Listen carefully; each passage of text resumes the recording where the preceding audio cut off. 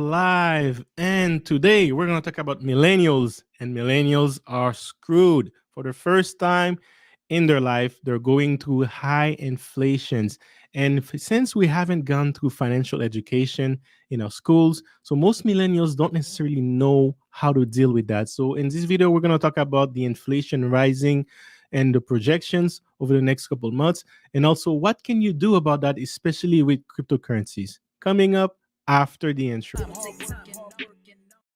What's up, guys? This is JC, and welcome to the Wealth Engineering channel. This is where I create content so that you can learn how to make, keep, and multiply money in the world of cryptocurrencies. Now, we do talk about plenty of other subjects when it comes to building wealth, like real estate, business, stocks, but more importantly, an emphasis on cryptocurrencies because why? I love cryptocurrencies.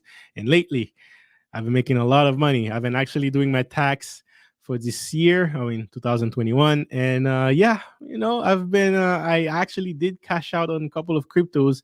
And it's interesting to do your tax with cryptocurrencies. It's new, it's not as kind of plug and play like you receive documents from the government, from your job, from your retirement accounts. It's very easy. You just give it to your accountant. But when it comes to cryptocurrencies, there's a lot of jobs that has to do manually. You have to get those numbers manually. But now there's more technologies that are making it easier to get this information. So I'm actually going to make a video about that to guide you through it with crypto.com. Crypto.com is that's where I cash out a lot of my cryptos last year. So yeah, I'll make a video about that. But that's not the point of the subject today. Today we're going to talk about basically inflation. Inflation's rising. Every month this year in 2022, we have seen higher numbers for inflation. What does that mean, right? What does that really mean? We're going to talk about that today. But first, I got to pay tribute to the chat. See, I need watches. Change his logo. Salute to you. How are you doing, sir? Thank you for coming here. Need watches. Are you in the millennial generation or are you in the Gen X? Let me know in the chat. I'm curious how many millennials we have in the chat. I'll be asking that throughout the night and see what's going on.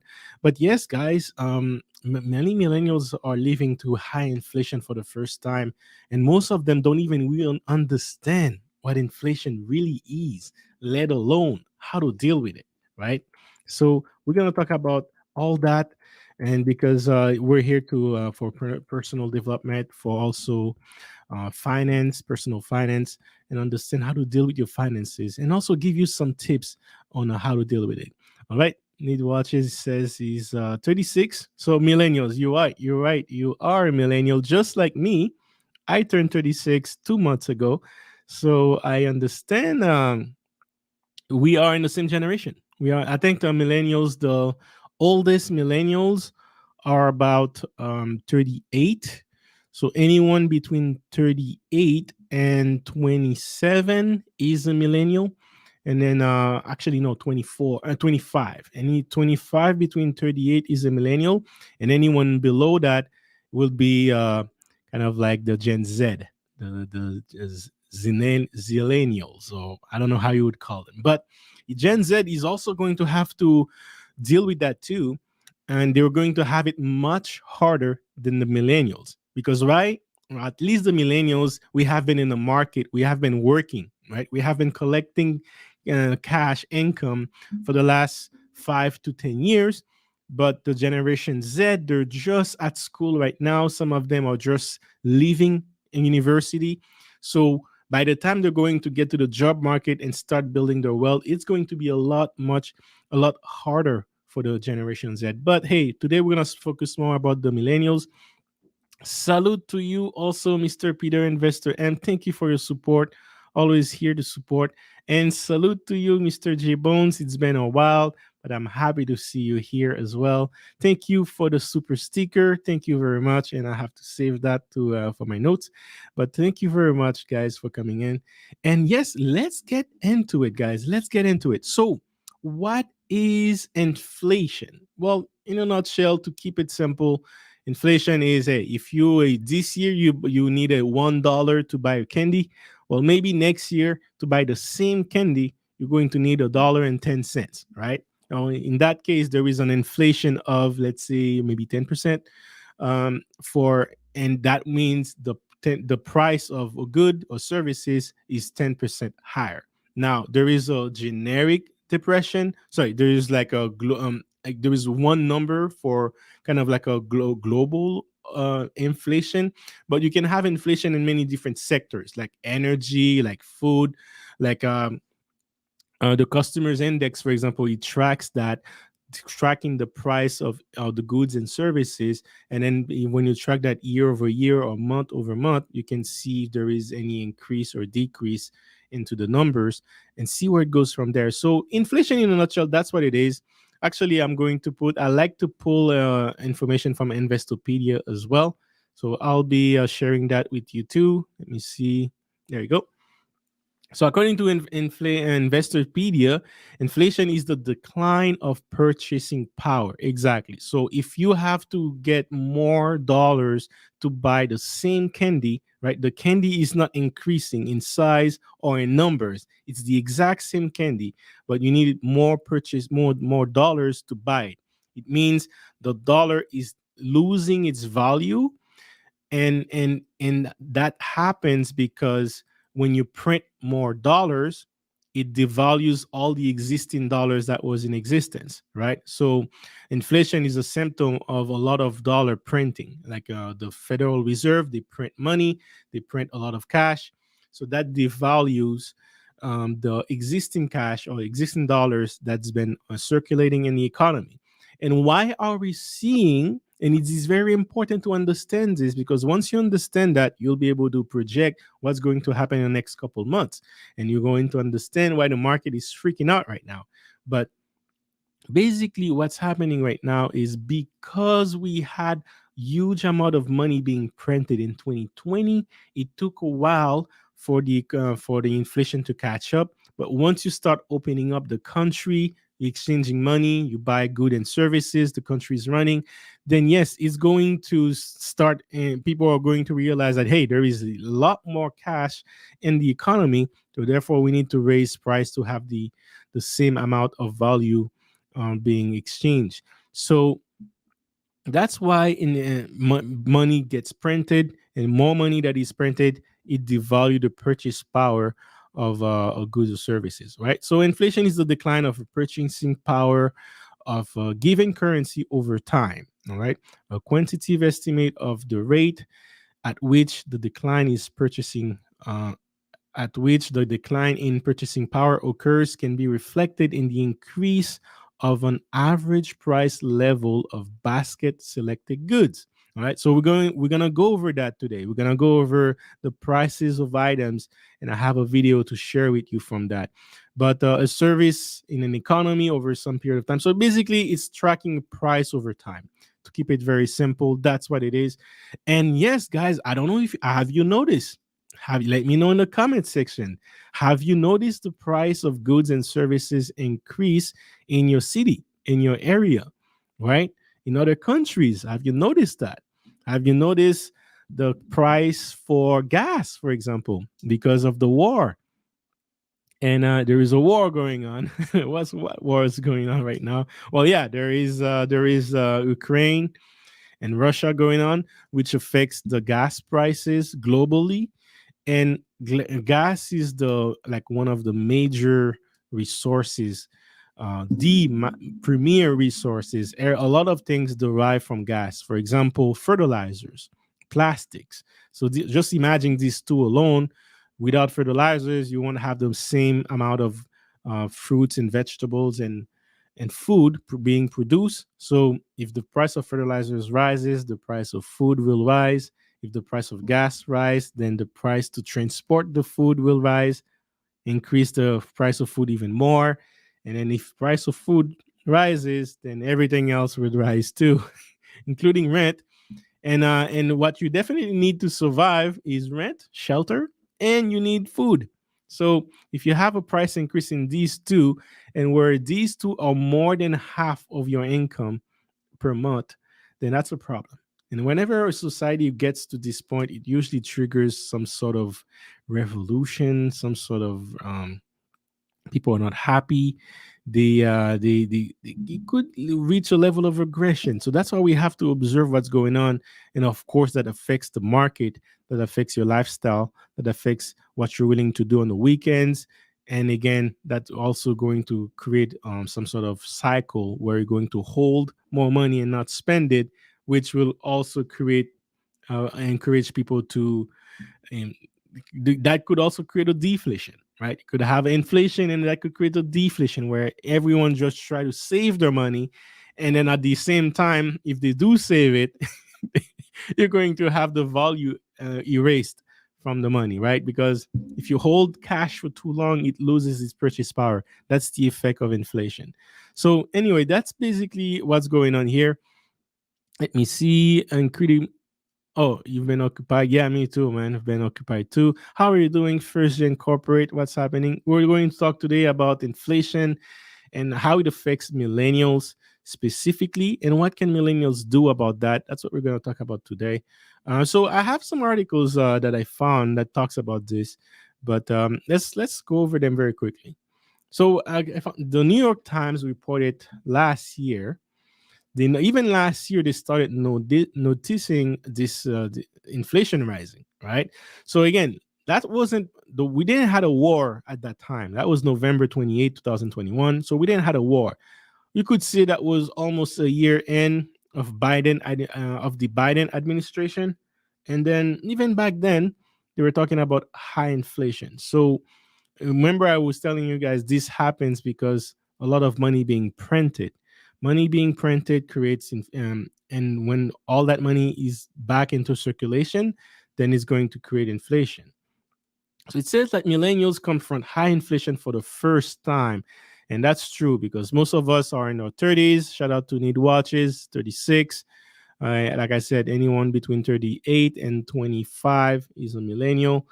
And then yes, so we haven't necessarily gone through that before because back last time there was high inflation, we were like teenagers and we were like kids and teenagers. So we didn't really know a lot about money. We didn't have to worry about spending. So it's our parents that had to deal with that. So it says a year over year in change in consumer price index. So this is an index that tracks consumer prices, and it's going through the years, and you can see how where each of the generation is lining up. So you see Gen X right here between 1980 and 2000. Gen X, so that's kind of like when they're starting, they're that Gen X is what, 50, so they're starting working around there, right? So they're just out of school, and starting yeah, auto Gen X around 1980 and 90, they're basically like high school students and also starting their career. So we could say that's the level of inflation they had, which is fairly reasonable around that time. Then more money is being printed over time in millennials around 2004, 2002. That's when they're going back and leaving high school, going to school. Some of them find a trade and learn trade right away without going to school, which is a good idea because you don't get into debt. And then yes, this is the level of debt inflation they had throughout this period. This huge spike right here on the downside is actually the 2008 um, crash, and a lot of money was printed, but even then it wasn't as bad. And Gen Z started being exposed here. But look at what's going on right now. The last year, we have a spike on the upside, and inflation is rising. And last time we had something like this, we have to look back even in the 70s and 80s, right? 70s and even in the 90s, we were not at this, we passed that level. We passed at the level that we were in the 90s for consumer price index, which is which is a problem, guys, because now we're comparing the price of 1990 with the price of now, but it's the purchase power is not the same. If you had $100 in 1990, you had to spend $10. It's not the same as having $100 in today. What $100 in 1990 could buy is world apart from what $100 can buy now.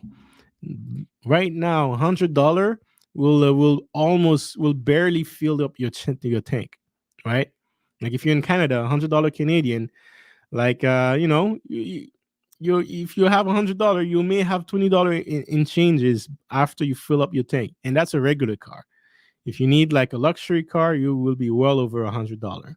In the States, I don't know. Let me know in the States, guys, for whoever is in the States, how much do you have to pay right now to fill up your tank for your gas? And what do you drive? Do you drive like a 6 cylinder? Do you drive an 8 cylinder? Well, hey, that's one thing millennials are gonna have to think twice about is are you gonna do like J Bones? Shout out to J Bones. Are you gonna do like J Bones and get a Tesla as opposed to drive a gas car? Because if you had invested in a Tesla in late um, 2019, 2018, that would be a good time because now it would really pay off because the price of gas is rising like crazy, and you the price is going up, and it's not the same. Your dollar does not have the same purchase power, so you got to think about that too. Salute to you. Yeah, exactly. Tesla is the way to go. Absolutely.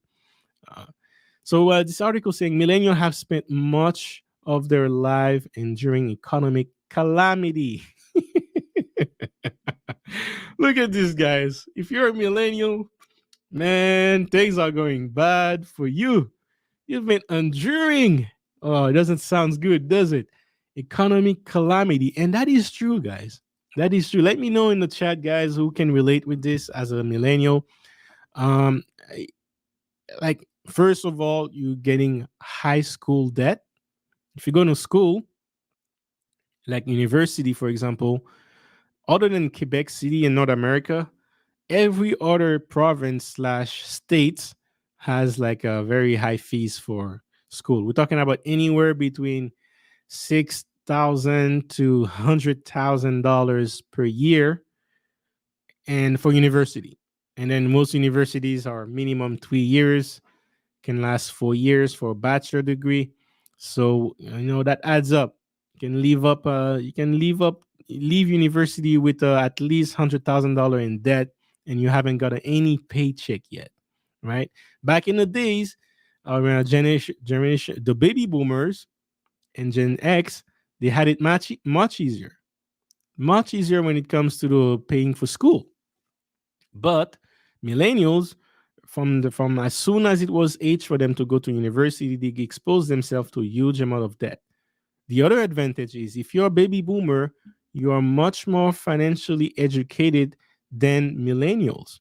So prior to 1970, we were on the gold standard.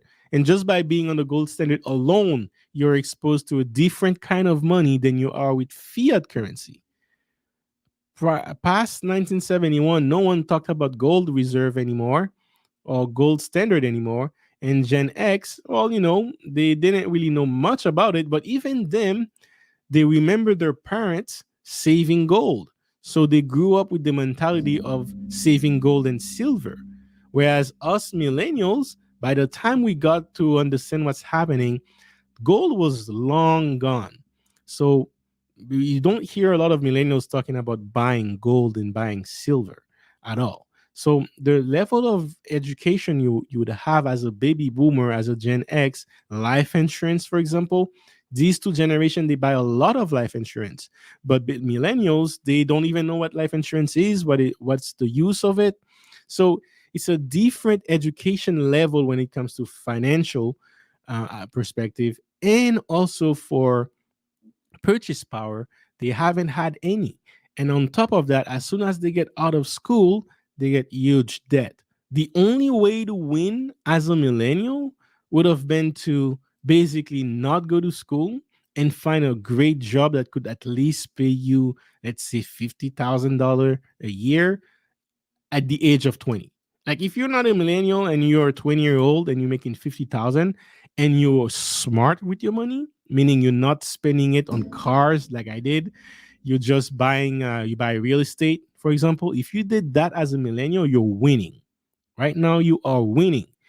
But if you went to school and you get like $100,000 in debt after 4 years, by the time you're 24 years old, You start working and you spent like 6 years trying to put that debt down. Well, at the end of the day, you just pay off the debt, but you have no assets and you're in your 30s, right? And then on top of that, at 35, 36, boom, you get hit for the first time in your life with high inflation, right? High inflation. Salute to Before the Billion. Thank you for being here. It was you had a great stream today that was very entertaining, which is one of the reasons why I'm late today. But shout out to you for that. And but now we're here. We got to talk about this because this is important. And yes, guys. So that's why they're saying that millennials have been enduring economic calamity, um, for their entire lives.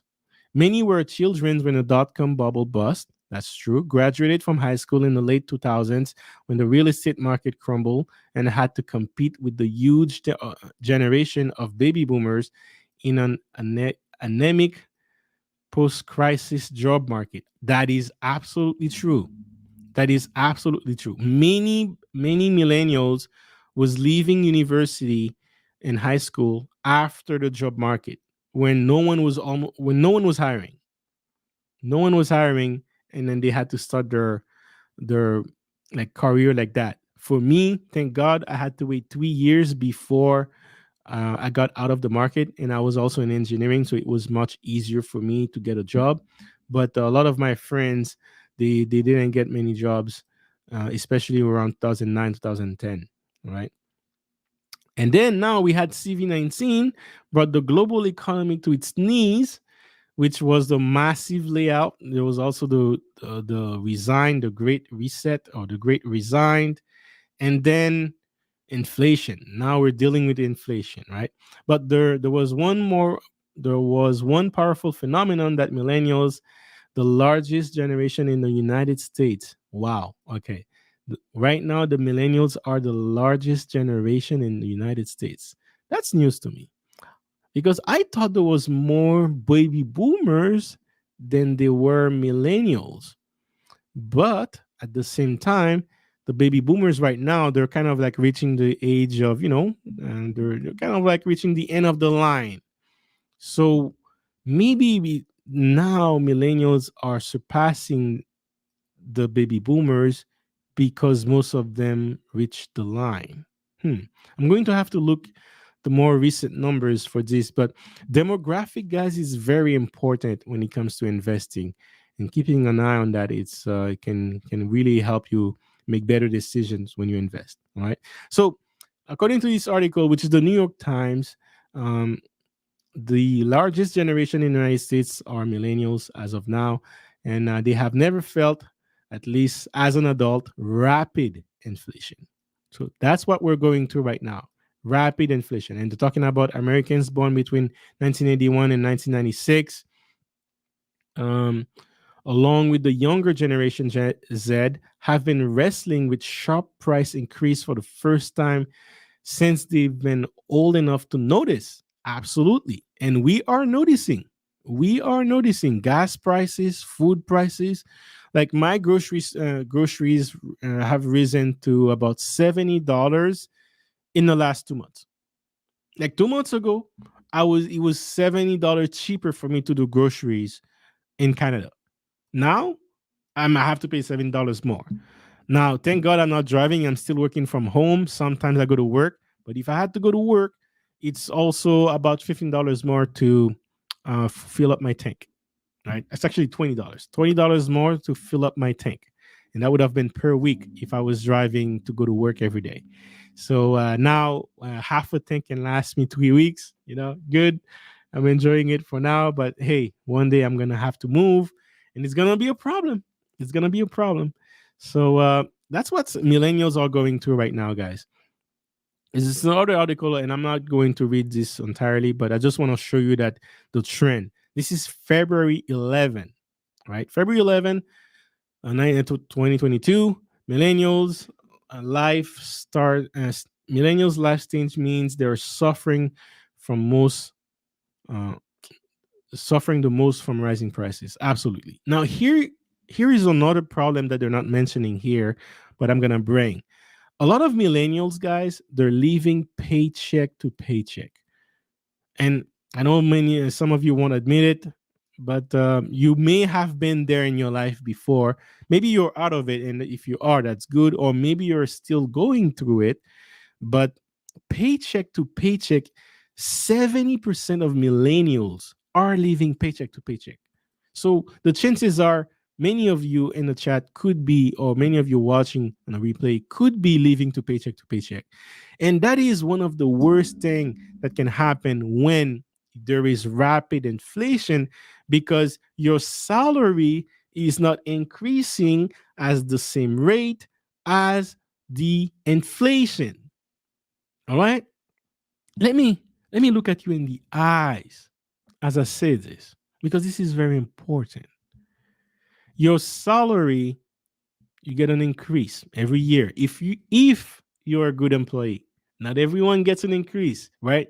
Most people get a same rate as last year. They don't get an increase. If you are a good guy, if you're a good boy, good boy, your boss is going to see, you know what? I want to keep you around. Good boy. I'll give you what? What's your salary increase that you have gone lately, guys? 3%, 4%? Let me know. Let me know in the chat if you have gone any salary increase for 2022, for example. I'm curious to hear what the percentage. But me, I didn't calculate it, but it's about 3% for me. It might be more, but I'll calculate very quick. But yeah, most people don't get salary increase. So imagine you don't get a salary increase, but yet inflation is rising very rapid. So that means your income is the same and everything else is expensive. So that means your purchase power is a lot more than you think it is. Because if your salary doesn't if your salary doesn't increase at the same rate as inflation, then you're actually losing money. You just don't see it. It's just a different kind or a different way of losing money.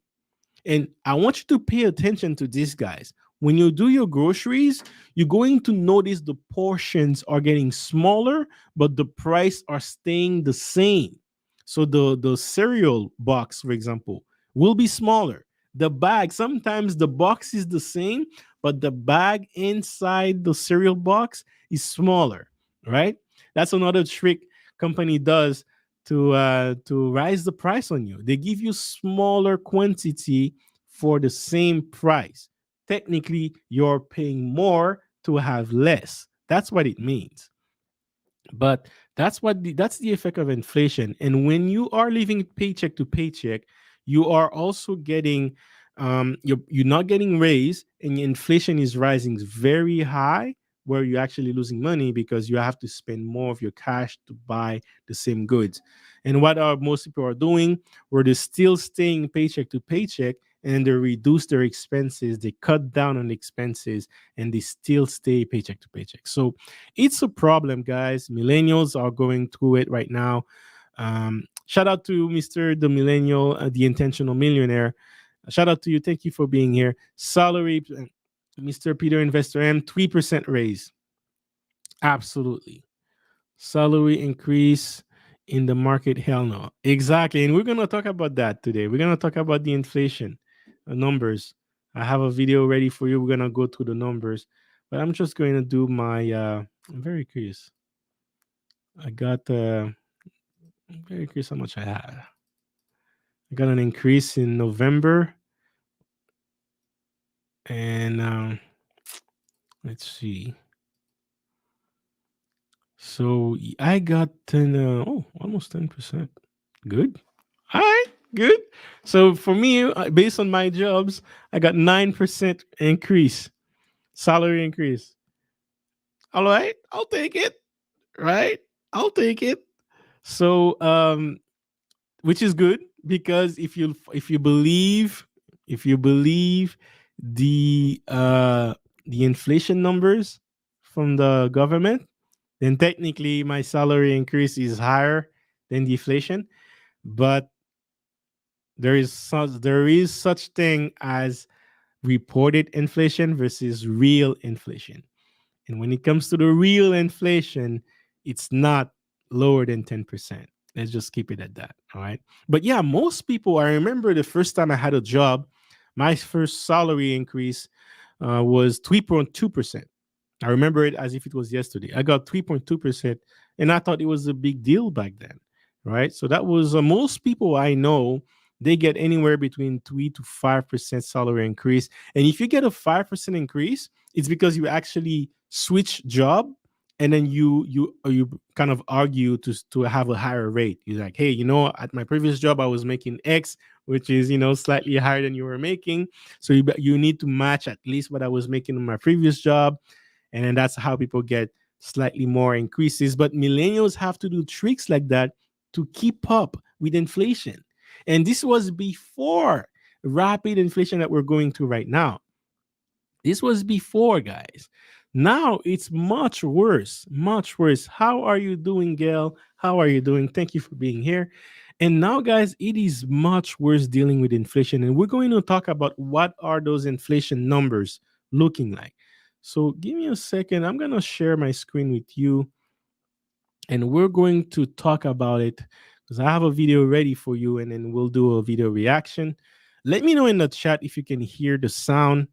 Um, Actually, before I play it, I gotta check very quickly because the last time I had some issues with that too. But yes, guys. So one, the, anyone else in the chat calculate their how much increase you get? Did you get any increase from 2021 to 2022 from your job? If so, did you negotiate it? How does it work for your job? Let me know in the chat. I'm very curious.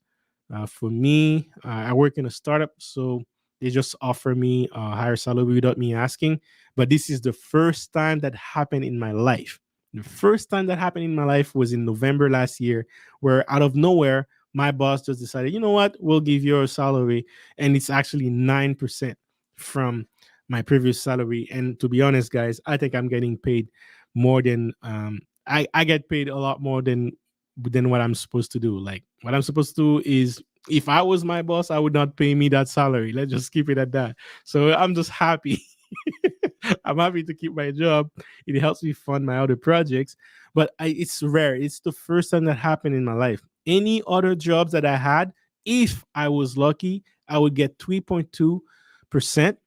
I only got 1% once in my 4% once in my life, and then I got 4 salary increase in 10 years for my jobs.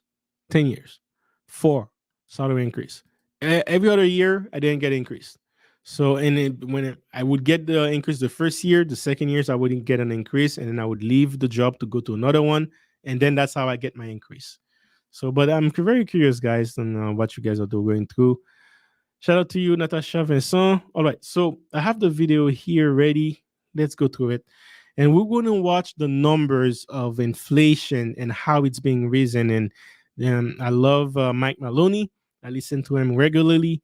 And then he had a great video about it. So let's react to it. So let me know in the chat if you can hear the audio. Silver for free at goldsilver.com. So can you hear? Can you guys hear that? Let me know with a 1. The Press Bureau a of 1. Statistics, the BS. Oh, wait. Press a 1 in the chat if you can hear. I'm curious. I want to start playing it and you guys can. Yes to audio. Perfect. Thank you for being active. All right, guys. So he's going to go through the charts and this is pulling every month. They release like a customer price index numbers, and then he's plotting these numbers year over year or month over month, and then combining that with other inflation to have a better sense of what's happening in the market. So let's go through that, and then we'll go from there. Wait a minute, that's the Bureau of Labor Statistics, the BLS. And take a look at inflation. And what I like here, this goes back to 2002. So we've got some historic reference here, and you can sweep along this thing. Mm-hmm. And we're at 8.5%. But look at how steep this climb is every month. Exactly, guys. So 8.5. That was reported yesterday. 8.5%. People were expecting it was going to be 8.5, basically a 1.2% increase from last month, and yet it was exactly as expecting. Last month, people were expecting 7 point, what was it, 7.9, and it was exactly the same. So every time they're expecting it, it seems that it's happened. It's almost like they're calculating it, or they're controlling it to be exactly what they're expecting, and not higher, right? Not higher. Inflation is not slowing down, it's accelerating. It is higher.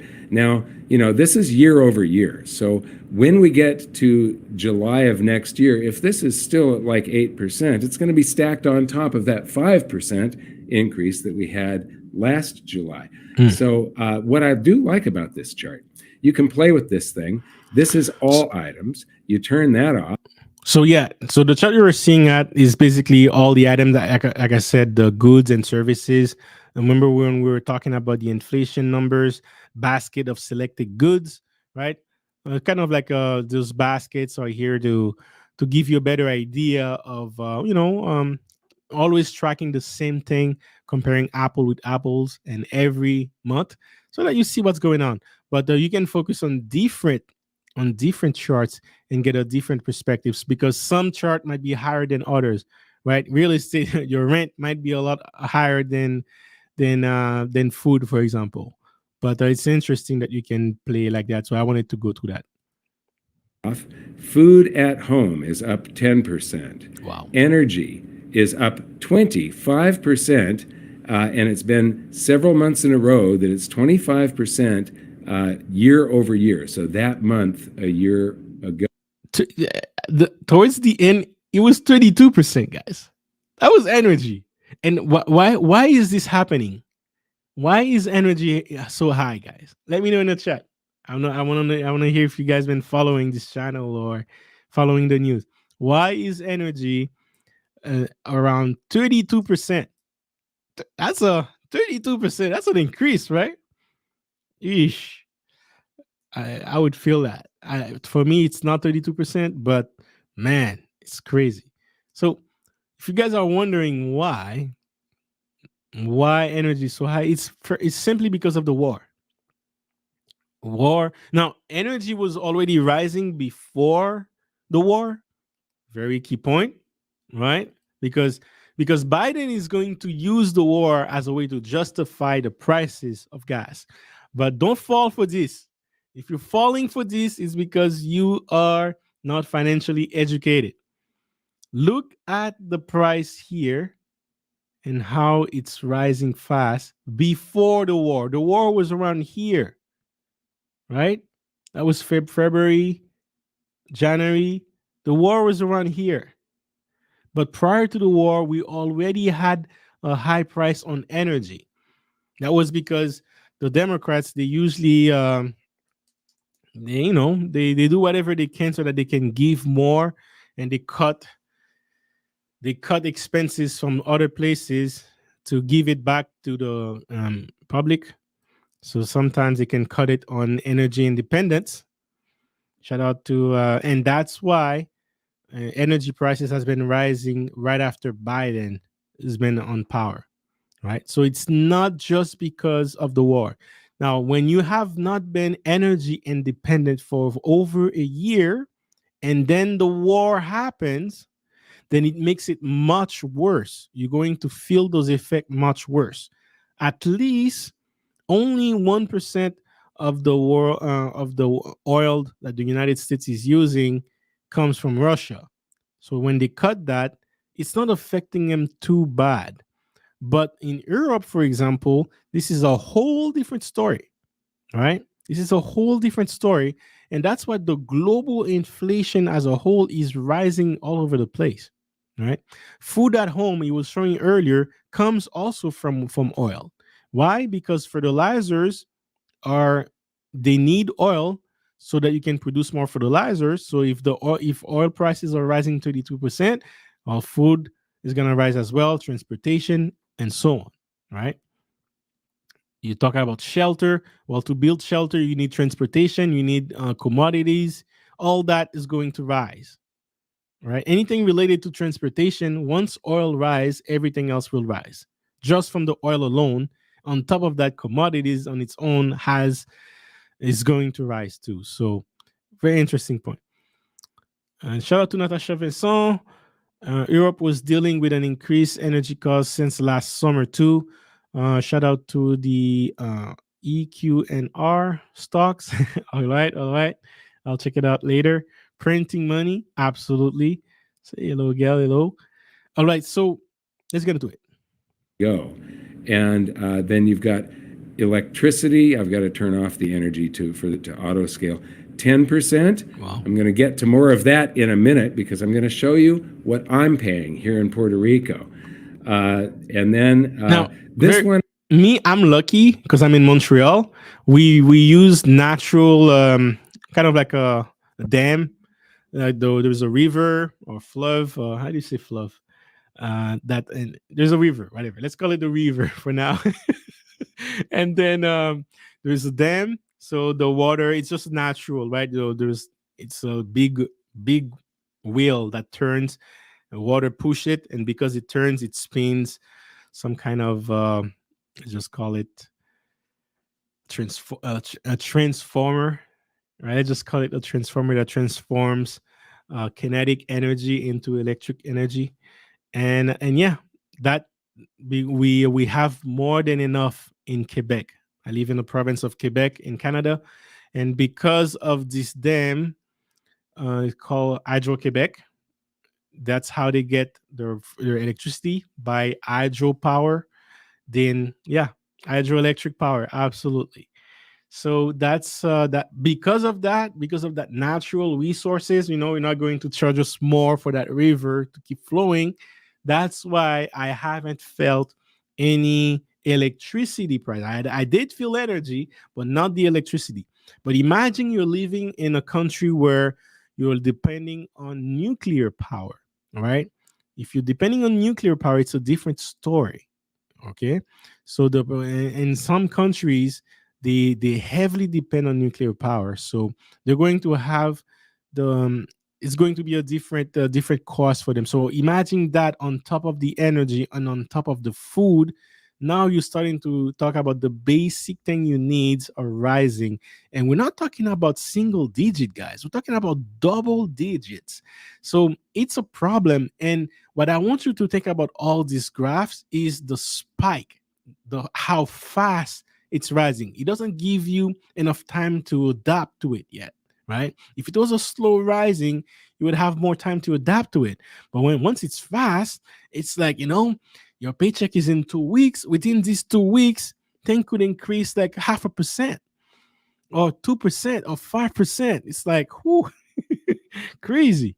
So keep that in mind too, guys. One always cracks me up. All items less food and energy. When they talk about core CPI, they always strip out the only two things that you will die for lack of. They strip out food and energy. So the things that you absolutely have to survive, they eliminate those from inflation. I just always thought that was a crack up. But all the stuff you don't need is going up at a rate of 6.5%. So you should go. So things you need are going up double digits. Then you don't need is going up still 6.5%. So everything is going up. And play with this. This is actually fun. Gasoline up, wow, 56% in May of. This is not fun. I'm sorry. This guy, he loves charts. So whenever he sees charts that describe the economy, he's always excited and happy. But no, this is not fun by any means. Look at that. Gasoline 50. That is actually true, guys. That is actually true. For me, in 3 months, it's almost 100%. In my city right now, gas and went up. As I'm so talking right now, gas is 65% raise. A 65% raise from 2 months ago. Of last year, 58% in November, and this this isn't stopping. This is going to, we are in for, I think there's going to be some acceleration of inflation for a little while. I'm going to show you why in a few moments. But let's move on from this graph. This is the CPI graph that Jeff Clark sent me this morning. And unstoppable CPI, now it's Russia's fault. This is where the Fed said, oh, well, yeah, there's inflation, but it's. So I want to pause it right here, and that's this chart right here is the whole reason why I chose that video right here to show it to you guys. So, as we mentioned before, CPI is the customer price index. Is that number that you were looking at the so basically the charts you were looking at before for gasoline, energy was like a CPI per specific industries. Now, when you had the everything combined, it give you a different number. But yeah, that's basically how the government themselves they use to calculate CPI and also inflation and all that. And it's you can see March 2021 versus March 2022, the effects of it. Right now, for the summer, it's been kind of like stable in a way, 5%, 5%, 5%, 5%. But starting October, it went from 6 to 8%. And now I want you to think about your life right now, everything you're spending. In your opinion, have your life, your overall cost got up to 8% or 6% or 5%? Let me know in the chat. I'm very curious. For me, it is not. For me, it is not 8%. But the reason why I'm just speculating here, but the government they have a different way of calculating inflation. It's because they don't really want to panic they don't want to panic the world, so they kind of like control it in a way. And but regardless of how you measure it, there is a trend, a rapid trend of inflation going up. And my question to you is, we're looking at the next 2 months. What do you think will happen? Do you think inflation will go lower? Do you think inflation will stay stable? Or do you think inflation will rise? Here's my question to you guys in the chat. Let me know what you guys think, and let's go from there. But guys, even prior to the war, inflation was rising up. Now, when Ukraine started in February, the rate of inflation that we're seeing is not anything different than what was happening since October. So you're going to hear a lot of like the media is going to talk about it, especially CNN or Joe Biden, because every time there is high inflation, they always go attack the politicians. So you don't want, and they're going to try to get an excuse, because especially the midterm election is coming this year. So Biden is going to try to do whatever it takes to blame Putin, for example, as opposed to take accountability. But if you understand the graph, you understand the charts, you see that it's not a war. It's not the war that is causing you to pay more.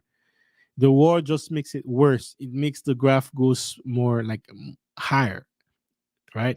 But it was already in an uptrend. And this is a problem, because if this continues, right, if this continues, it's really going to affect if millennials, right? And we might have to consider, if we have 6 months of this going on, it's a problem. If we have a year, it's another problem. Like it's millennials are not heading towards a pleasant time, and you need to deal with it.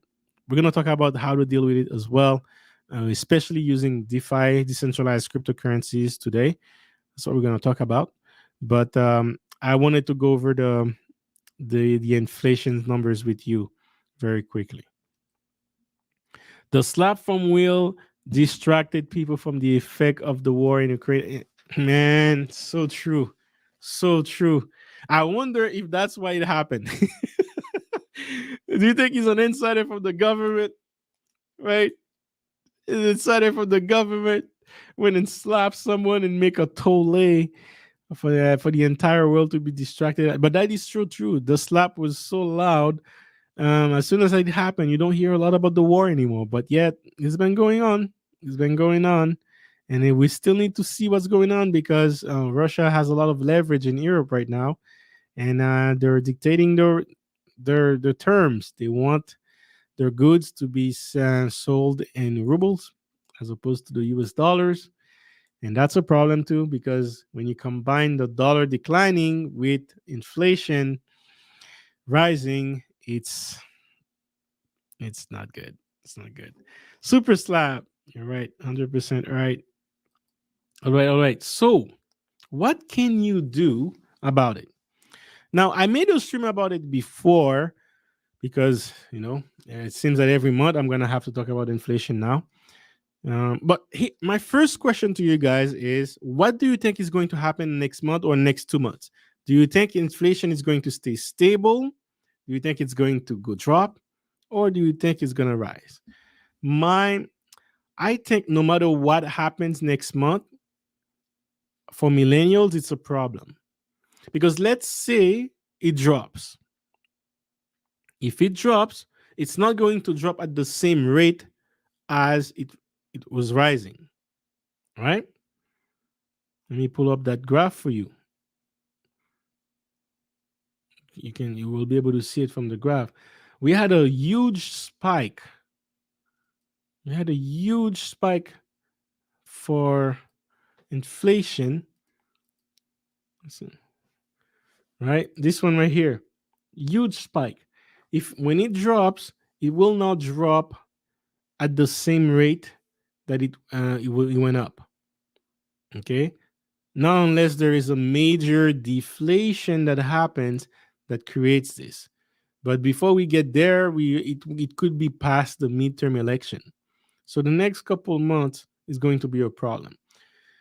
And if it doesn't drop as the same rate as it's going high, then that means you're going to have months and months of accumulation of high prices for goods and services. They're going to catch up with you. Think of it this way. 2020, March 2020, we started printing money, a lot of amount of money, right? 40% of the entire supply of US dollars was printed in the year 2020. Okay. So all that money, it took almost 2 years for it took a year for it to start increasing. And now you're feeling the effect of high prices, right? Now imagine you spent a full year of high inflations on all sectors.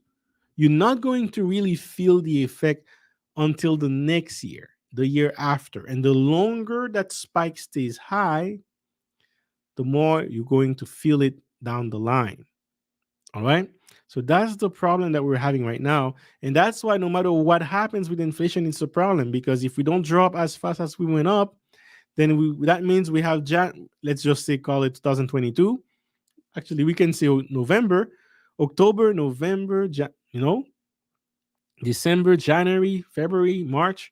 And then if it keeps going that way, and it's a problem. If just even though, like, if it's still declining and it declines at 6%, 6% is still high. It's still high inflation, right? So if we have a full year like this, like 2023, end of 2022, you're going to feel it a lot. You're going to feel it a lot. Now, if it continues to rise, it's a problem. It's a huge problem, because now it's going to force the government, the Federal Reserve, to act on it, to try to break the back of inflation. Right? Shout out to President Nixon. Break the back of inflation. And how do you break the back of inflation? Is by increasing interest rate. That's how you control the flow of money. If you want more money in the circulation, you reduce the interest rate. If you want less money in circulation, you increase interest rate. So now we have been the reason when we printed 40% of the entire US dollars is because the interest rate was at zero, and it was at zero for many years. That's why we have a lot of money printed. And on top of that, in 1 year, we did quadrillion times more. But okay, the quadrillion is an exaggeration, but tr- trillion more, right?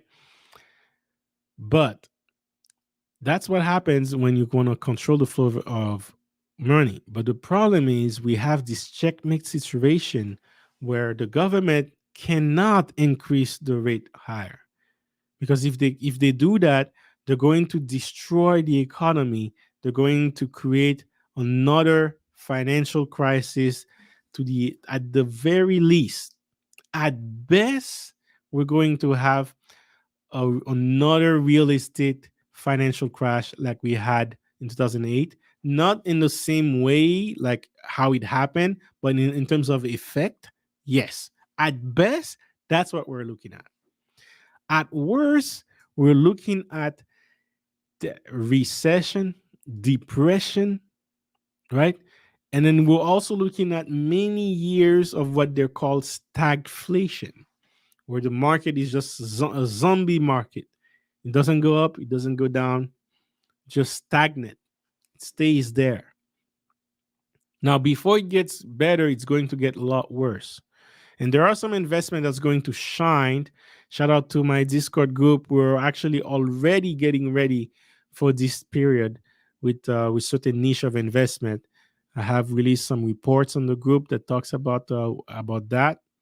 But guys, mm, before it gets worse, it's going to get better. And the higher the inflation on top of market booming, market busting, it's it's a problem. It's a problem because if you think about it this way, in 2008, as bad as it was, we were not dealing with high inflation. Look at this. We were like 2008, 2009, inflation went low, right? And after it went back up to like fairly reasonable, 2.5. We're not dealing with high prices for gas. We're not dealing with high prices for food, but we were dealing with overvalue real estate, and a lot of people went on the street. Now imagine you're dealing with this where the inflation was going high, and then you're dealing with going on the street. On top of that, high prices for food and gas. At best, that's what we're looking at, guys. That's what I'm saying. In terms of impact, this is going to be at the very least like the 2008 crash.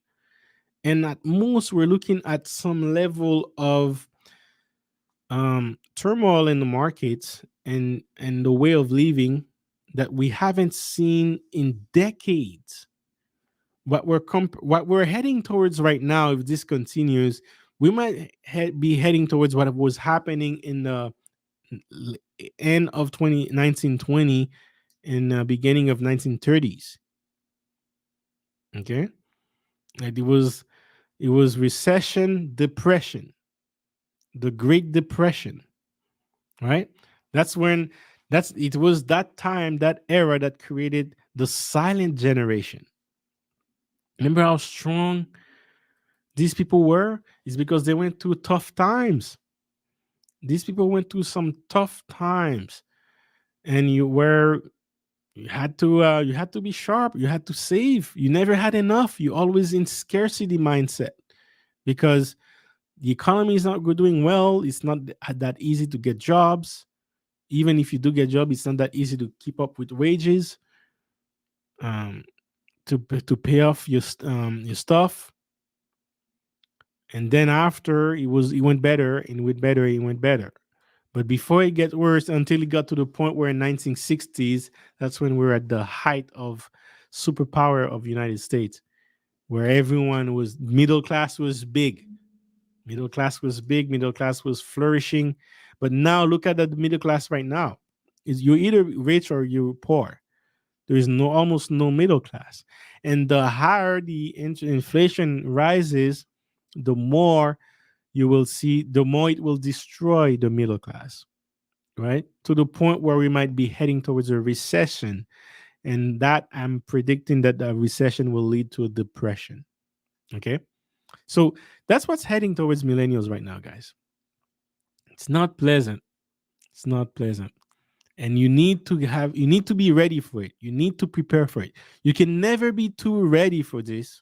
And despite on how ready you think you are, you're still you never know what what you plan. It may not necessarily come to fruition. And if you fail to plan, you're definitely planning to fail. Okay. I had some fun doing my thumbnail for this video today. Let me show it to you very quickly. Look at this. Salary raise 4.2%. And again, this is on a good day. This is on a good year. This is when you really lick the ass of your boss every chance you get. And then if you're lucky, you get a 4.2 increase. Great. But this month, as of now, we have an inflation rate of 8.5%. And this is what's reported, right? So that means, did you actually make more money?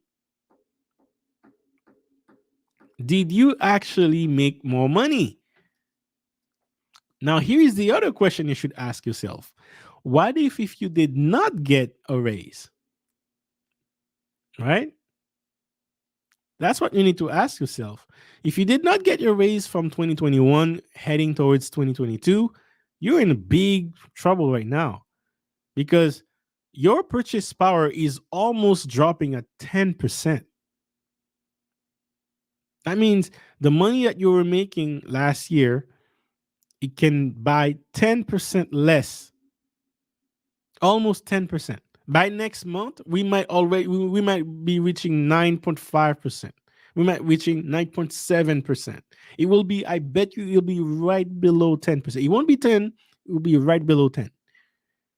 And the month after that, if we continue to rise, it will be well over 10. And that's going to create a massive panic. The minute we cross double digit inflation, guys, you're going to hear about it all over the media.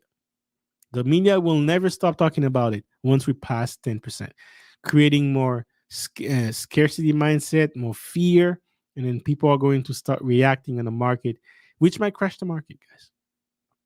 But right now, we're almost there. And if you did get a good salary raise, like a 4.2%, well, at least your purchase power only rose up, only dropped by 4%, right? If you were lucky like me and you got 9% raise, I'm feeling it, but I can still survive comfortably. But man, once it passed 10%, it's going to be a different story, right? But here's the reality. What's reported is not necessarily the real inflation out there. I just told you, for gas, it's 65% price increase. Many people are experiencing rent increase, inflation or not, right? When you have rent increase plus gas increase plus food increase, all right? My food increase per week, not per month, per week is over double digit. My food increase per week is already double digit. So this is a problem. Real inflation is not is not what being reported. So even though I had 9% salary raise, I'm still losing purchase power. My purchase power is still at a loss. Now imagine one day we get to what's reported being in the 20%. Now I don't see that happening. I hope it doesn't. I pray that it's not going to happen. But if this happens, it's a serious problem. It's going to create decades long of problems that's going to take decades before we go through them. Okay. This is why it's important to follow this number and to have a plan for it now. And this plan needs to be implemented yesterday.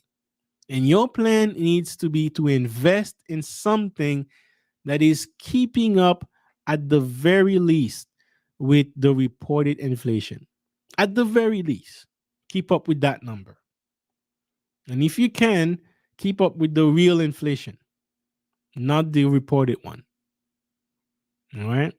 But that's how you fight inflation as a millennial. Your only chance as a millennial is to invest in an asset class that is at least keeping up with inflation. But how do you do that in a bear market in cryptocurrencies when everything is going down? Right now, we're officially in a bear market when it comes to cryptocurrencies. There was some signs earlier last month that we might be in a bull market, but now these inflation numbers are dropping. Stock markets are, indecisive. Cryptos market is not necessarily showing the same promise anymore. So we're going to have to see. So how do you find cryptocurrencies that you can, at the very least, compete with real inflation or reported inflation and not losing money, and protect yourself from a higher rate of inflation? So that's what we're going to talk next. But before, let me go to the chat very quickly. Let me see. Peter Investor M, how do you combat double digit inflation short term and long term? Perfect. Very good question. That's exactly what we're going to start talking about. Real inflation and versus nominal inflation. Absolutely. Absolutely. Me, I just said real, but yeah, nominal is probably what's going to be reported, but it's not necessarily what's out there, right? Even this guy, he was going through the numbers for him. I think he had a 60% raise in energy. He lives in the island of Puerto Rico. Talking about the guy we were listening to earlier, Mr. Mike Maloney. He lives in Puerto Rico, and I think he was in a 60% for energy price. So not everything has the same number for inflation rate, and it affects different things different at different rate. All right. So what do you do? Well, today you can do many things. You can invest in crypto, you can invest in stocks, you can invest in real estate, but I don't think real estate is gonna keep up with inflation right now. I don't think. Let me see. I don't think real estate will keep up because real estate is already overvalued. I don't think stock will keep up because stocks are already overvalued. However, when you do print more money, stock rises. But right now, we're in a situation where the government wants to print money. They also want to slow down the print money printing so that they can, at the very least, keep inflation the same rate. Right? If they can slow down the rise of inflation, at least they have won the battle, but not the war. Right? So that's their goal. They're going to try to play with the numbers to um, not increase the rates so that it kills the market, but try to slow it down and see what happens. But I think anything you invest right now is overvalued. The only sector that is not too overvalued is cryptocurrency as a whole. They're already correcting themselves, and then not all cryptos are the same. That's the thing. Not when the market is going down like a bear market. Bitcoins owns it's about 40% of the entire crypto supply is in Bitcoin. When Bitcoin is going down, most cryptocurrency tend to follow. Right. However, I'm going to present to you guys a strategy today, something that I'm working on right now, and I wanted to talk about it today. If you guys are my member, I think Peter Investor M, I've talked about it before. If you guys in my Discord, I've talked about it before for the last couple of months, but today I'm gonna talk to you about something that I'm doing, and that's is showing promising. And I'm right now it's one of my only hope to keep fighting inflation so that but it's a risky move. It is a risky move, but sometimes you gotta take risky moves if you want to earn big. But is that something that you need to put all your life saving into it? Absolutely not. It's too risky for that. But at the very least, it's something that you can put in your arsenal to to help you out with your monthly expenses at the very least. So let me see. Look at that. So what I want to talk about today is this. Actually, but let me before I do that, let me do something. I gotta talk to you about the concept of drip. So I gotta pull out the definition from Investopedia, and you'll understand very well. So one of the things I've been working on for a while now, it's not. I've been working on since I started in 2019, but I really became like more. It became the sole focus of what I've been doing the last year. Last year, towards September, that's when I really started diving deeper into the strategy and kind of like made it my priority, right? And this strategy is simple. It's invest in and only invest only in dividend reinvestment plans, or drip, for lack of better term. We can call it drip. And how does it work? Well, it's what is a dividend reinvestment plan? A dividend reinvestment plan is a program that allows investors to reinvest their cash dividend. Okay. So, a dividend reinvestment plan is a program that allows investors to reinvest their cash dividends into additional shares or fractional shares of an underlying stocks on the dividend payment date. Right. So, this is for stock market. Right. However, in the cryptocurrency market, the same concept exists. And now remember, cryptocurrencies is only what, 12 years, 13 years old. So this whole sector is fairly new, and new features, new innovations are being launched on crypto platforms. And now there's a segment of decentralized finance that is working with drip, meaning dividend reinvestment plan. And there is a cryptocurrencies like this one is actually called drip. Okay, and I'm going to show you now. I haven't done this since last year. I've been doing similar things where I specifically and strategically choose my cryptocurrencies that pays me maybe 6% per year, maybe 10% per year, maybe 35% per year. There is one I was doing last year that paid me 35% per year, and every day I get paid.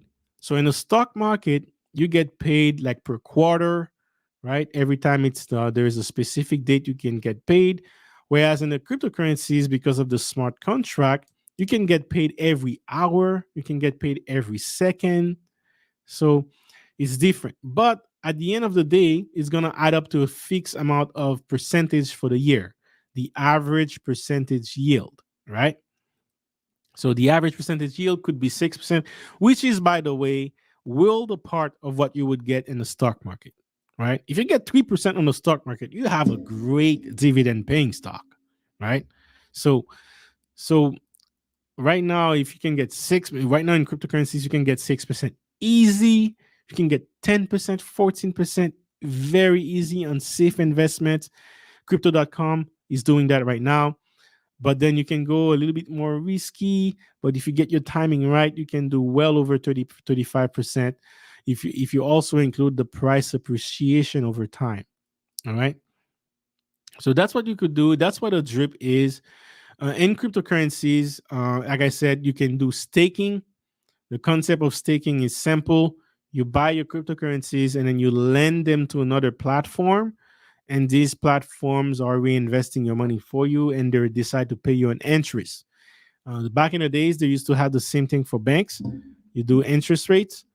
One high interest rate on banks, it gives you a high interest in your savings. You lock your money on your savings, and then it gives you, I don't know, 3, 4, 5% if you're lucky. But now these days, we don't have that, right? But so the same thing is being done in crypto. However, in the decentralized finance, it's like a wild west out there. Decentralized finance, it's new. Like if crypto is new, DeFi is very new. We're talking about barely 2 years old. That's when DeFi really started to expand to within the crypto community. So crypto investors in general are a small segment of the population. And then people that invest in decentralized finance are even a much smaller segment within the crypto investors niche, which is already small.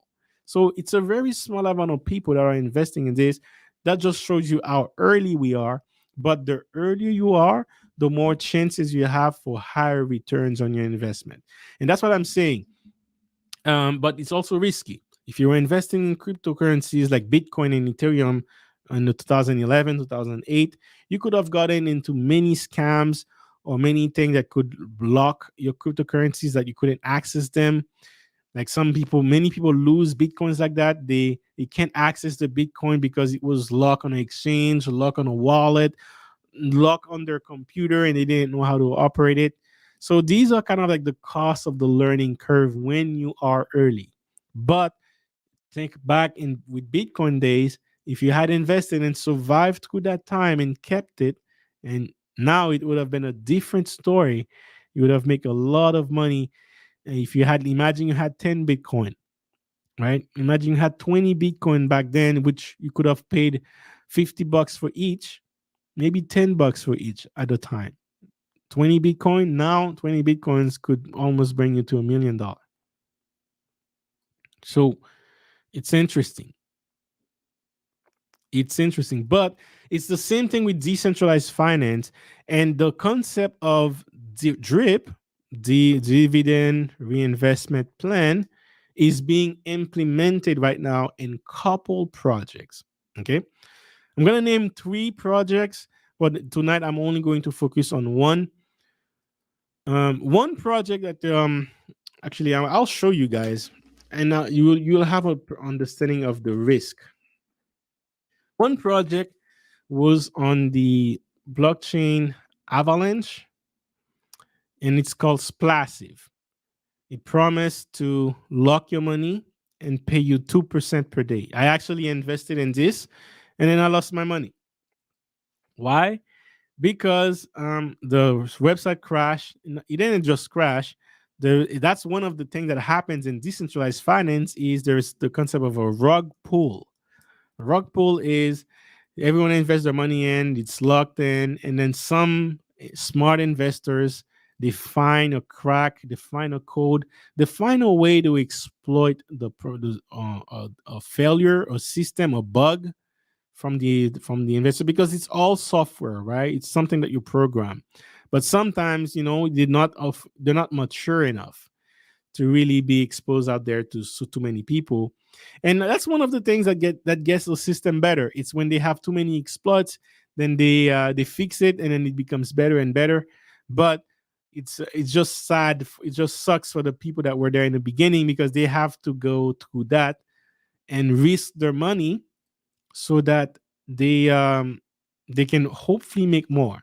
And for people who have invested in Splassive, well, right now it's going to relaunch. We don't know what's going to happen with it, but you could have. It's many projects like this never relaunch.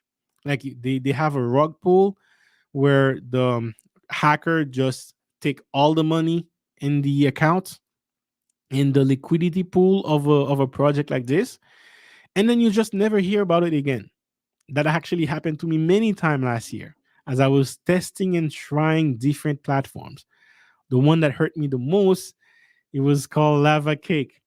If you guys been following me for a while, you've listened to me talking about this. Lava Cake, man. This was such a promising project. It was just too good to be true, but man, it was a classic rug pull.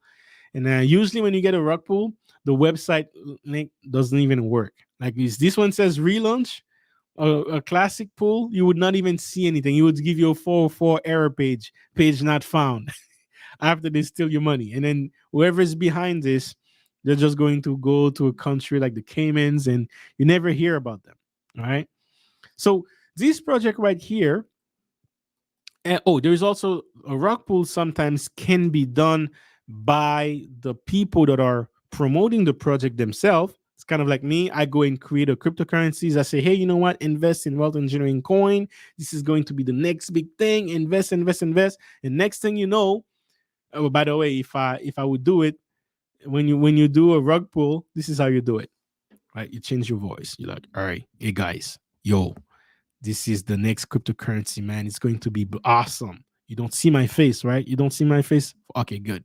Yes, man. My name is Crypto Investor, and then yo, I'm developing this. I'm a developer. I have experience in creating cryptocurrencies. I've done so and so projects.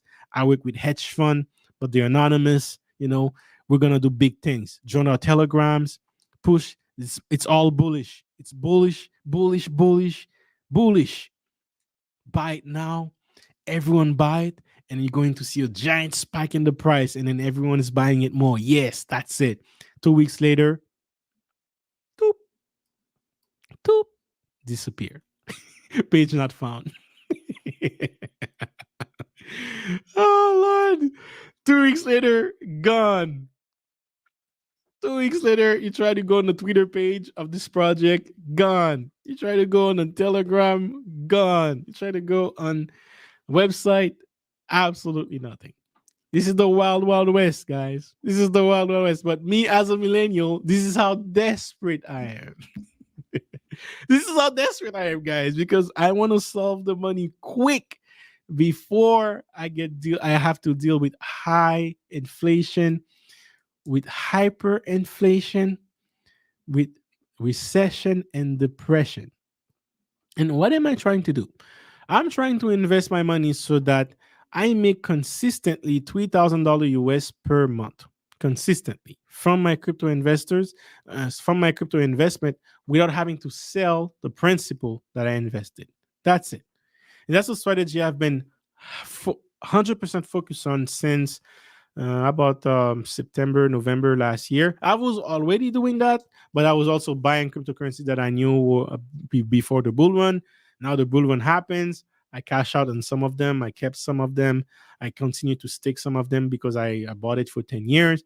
But now I'm designing a portfolio that I'm specifically, it has to serve one thing. It serves one thing only, paying me $3,000 per month that I can use to actually reinvest in other projects. So that's what I'm doing right now. Imagine if you're making $2,000 per month in your investments, that would be good. That would cover most of your expenses, if not all. And if you're working on top of having a portfolio that pays you $3,000 a month, then technically you're well off paying expenses as they're rising. Your expenses are rising. Well, your portfolio can help you cover that. So that's the goal. That's the strategy. I don't want to have to sell a profit or take a profit, which also declare a tax event on my crypto investments. Like I'm doing my tax right now, guys, and it's not fun. I have to declare a lot of cash that I sold my cryptocurrency last year when we were in a bull run. Right? It was fun to do that, but now you have to pay tax on it. Mm, you know, mm. But you got to do it. You got to do it. But that's basically the first project they were doing is called Splassive, and now it's no longer operational because about 2 weeks ago it crashed. Someone found a fault. They took all the money that was in the liquidity pool. It crashed, and then now it seems that the developers of these projects, they're working on fixing it to relaunch it again. Now the thing is, whenever a project like this happens, it loses credibility. So as soon as you get something like this happen, it's the chances of success becomes much less because people will always remember the first hack that happened. So that's why just keep your eye on it if you're really interested. But this is very risky. And even on my Discord, I was telling people that I was investing in this, but it's extremely risky. The other one that I had more hope on was this one right here. It's called Elephant Money, and it pays you about point. There is many things they offer, but Stampede, for example, but you can lock your money in there. And they said they had 136 million under management, but 3 days ago it was about 500 million. So there is it lost almost 400 million in assets under management. Why? Because someone found a hack and they were able to extract 11 million from the liquidity pool. And the liquidity pool, once it started being depleted, everyone else started to sell, and then it dropped from 100, 400 million assets under management into 100,000. But they did had an option where you can lock your money and collect some high APR of your from your investment, which added about 0.5% per day, and it was working for a long time before it got hacked. Now here's the other thing: when a project like this, let's call it the passive income crypto niche in DeFi, when a project like that doesn't have many people in it, it doesn't attract the hackers, the smart ones. But once there is a lot of people that are starting buying it, that's when it attracts the hackers. So one of the things that I'm learning about is when is the good timing to get into a project like this, and that's what I did with Drip. I didn't do it for elephant money, but to be honest with you, I only put $100 into this. Splassive, I put more. I put $200 in it. I was testing it too, but the Drip as of now, I put about 5,000 in, and I'm going to raise it up to 7,000 not so long. And then overall I'm going to put 10,000 in this project, and I'm going to tell you the difference between Drip and the other ones, and you'll understand what I'm saying. And you can take notes too, because that's going to suffer. You can learn so many things that you don't have to go through. Why? Because, well, guess what, if you are learning it, no one is going to teach you DeFi from scratch. You have to learn it on your own. And when you are too new in a niche, it's a lot of trial and errors, right? So me, it's been all over a year and a half. I've been in DeFi, not 100% in. It's really now that I'm 100% in, but I've tried many things. Some people I know got hacked.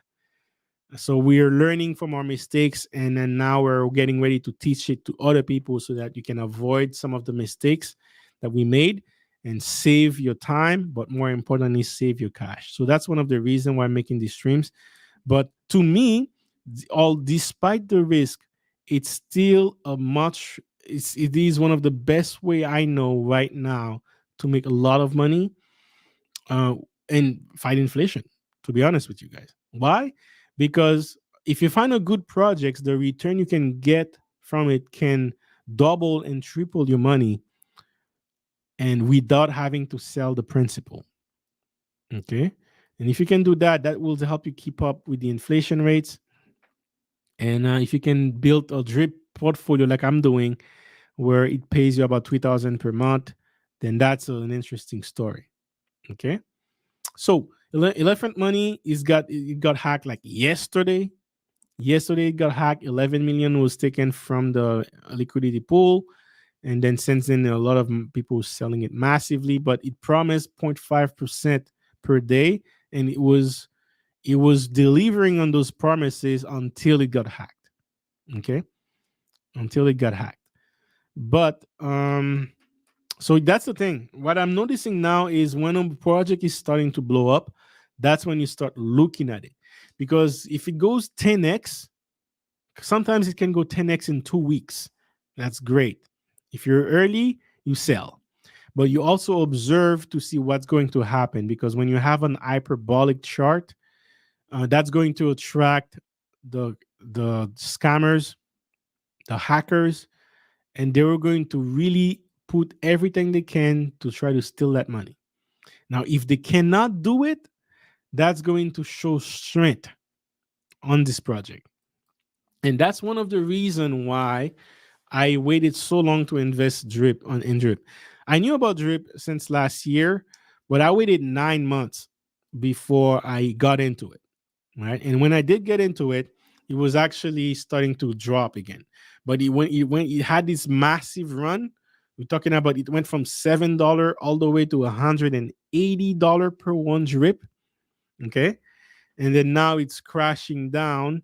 It's crashing down from like 180, and one drip is like $33.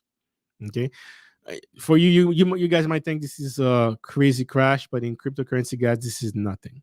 What you want is you want to buy it on the low end and then ride it all the way to the high end, and then you sell it. But if you can do, remember my favorite type of investing, cash flow value investing. If you collect the money now and you also collect the money with price appreciation, that's how you make real money in cryptocurrencies. And that's how I fight inflation. That's how I fight inflation. That's my plan to fight inflation. But with drip, one thing that I noticed is they are, because they've been a long time, they have been tested many times, and it's only got stronger. And they were one of the, when it comes to that passive drip system, paying you on a daily basis, they were one of the first, but also one of the most successful ones. Whenever you get into a niche, the first coin is the top dog, and everyone else try to follow the top dog. Always go with the top dog, because they are more likely to stay relevant and successful over time. So the other good news about it is I'm actually going to try to pull up the information for you. You're going to see it.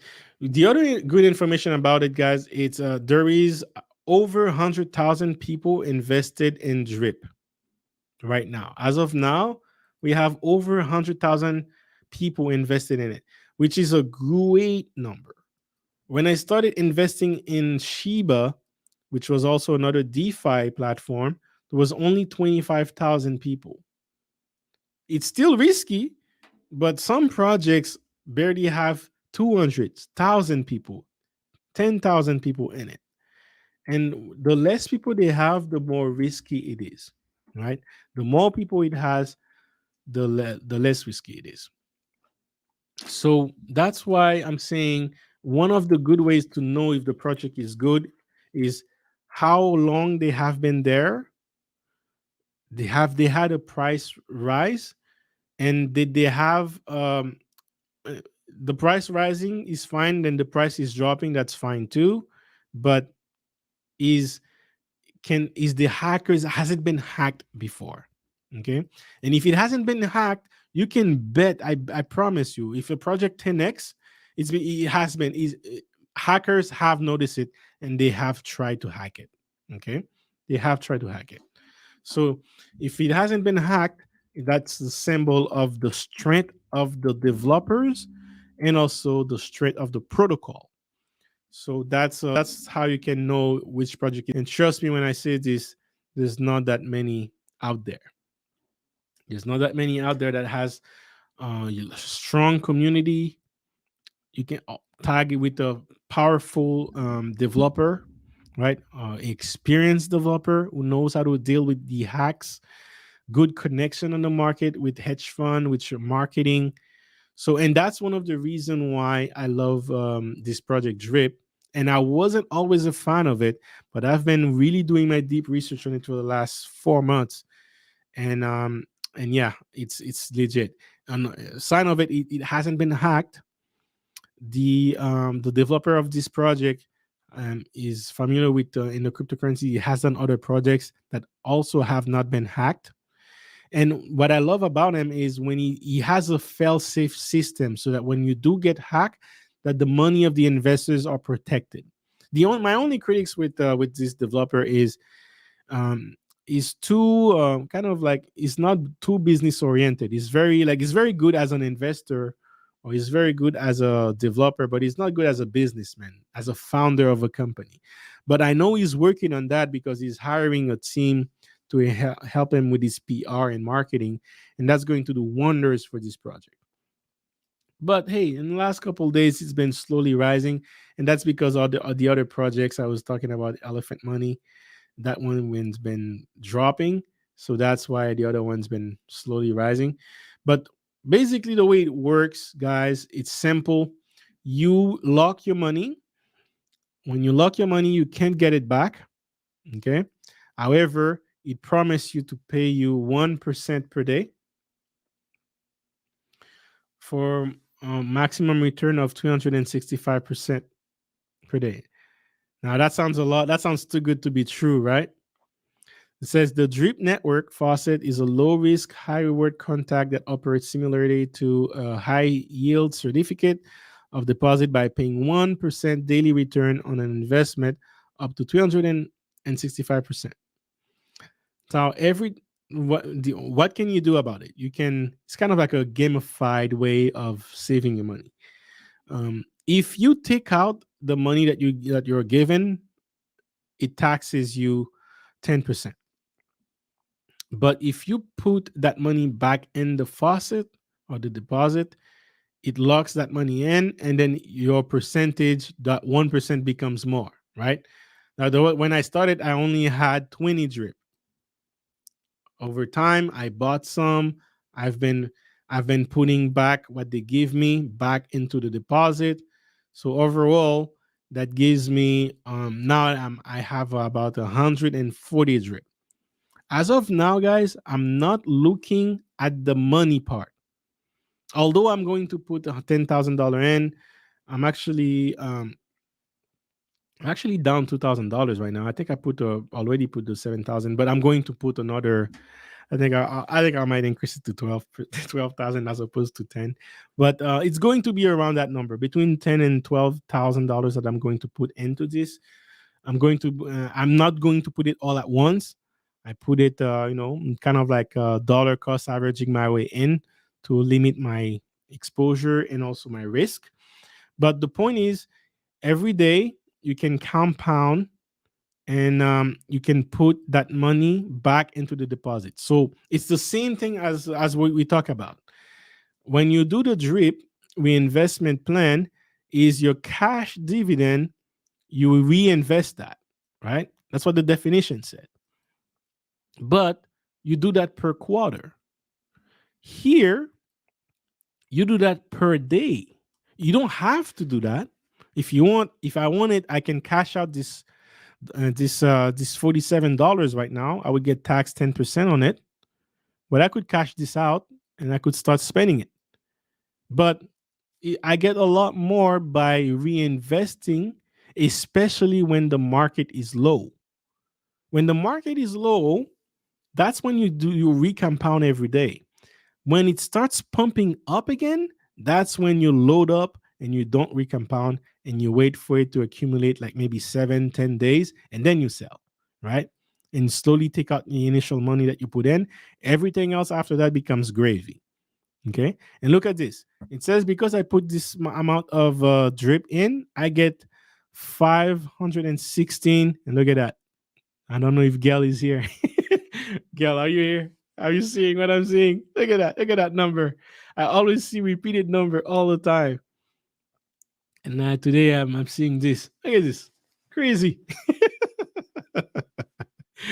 But it doesn't mean what you think it means, guys. It's not the mark of the beast. I think it has a different meaning in numerology. I'm passionate in numerology, guys. So, but yeah, interesting. But yeah, because I put that number of drip in, I get to take out 516 drip. Now, if drip I think drip is $30 right now, $36, right? So I didn't put 500 drip in. I didn't put $500, 500 drip. How much we said? 516 times 36, right? So that's how much I can take out. So I put what, about 5 to 7,000 in, and I can take out $20,000 if I wanted to. Okay, and what you need to understand is this is in today's price. Today's price is $36. Now the risk is this price that you're seeing right now could drop to 20. It could drop to 10.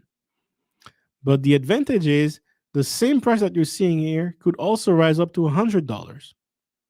Right? Now imagine I take 516 and I sell it at a average price of $100. Look at that.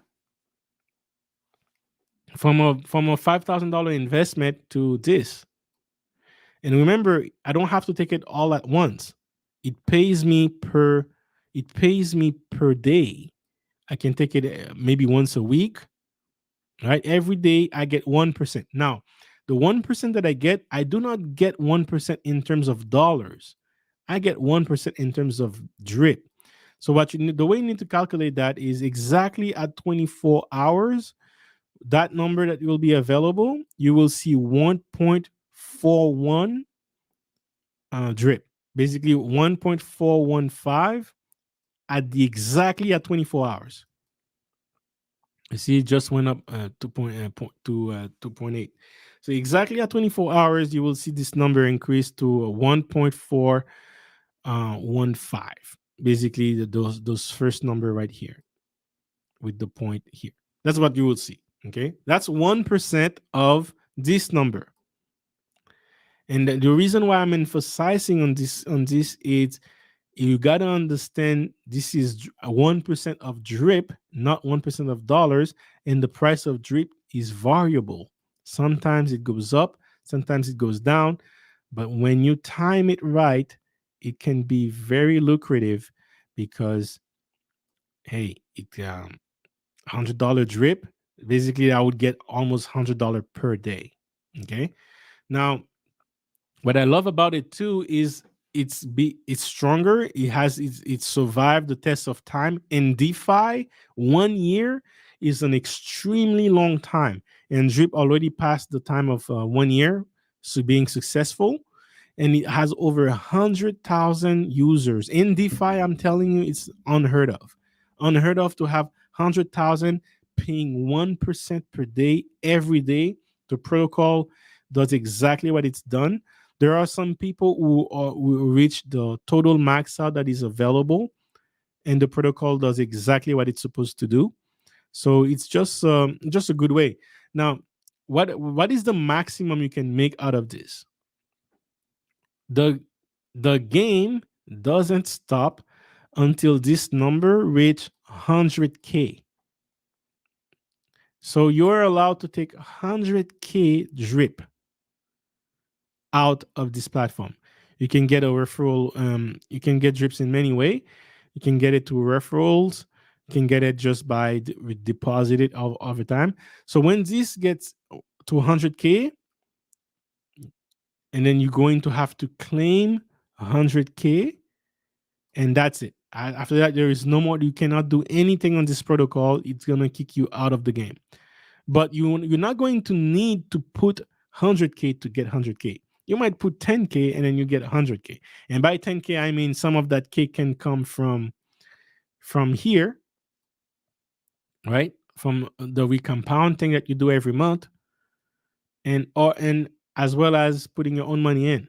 But me, all I say is me. I don't. For me personally, I'm not comfortable to put more than 10,000 in. But even when you do the calculation, you don't even need to put that much.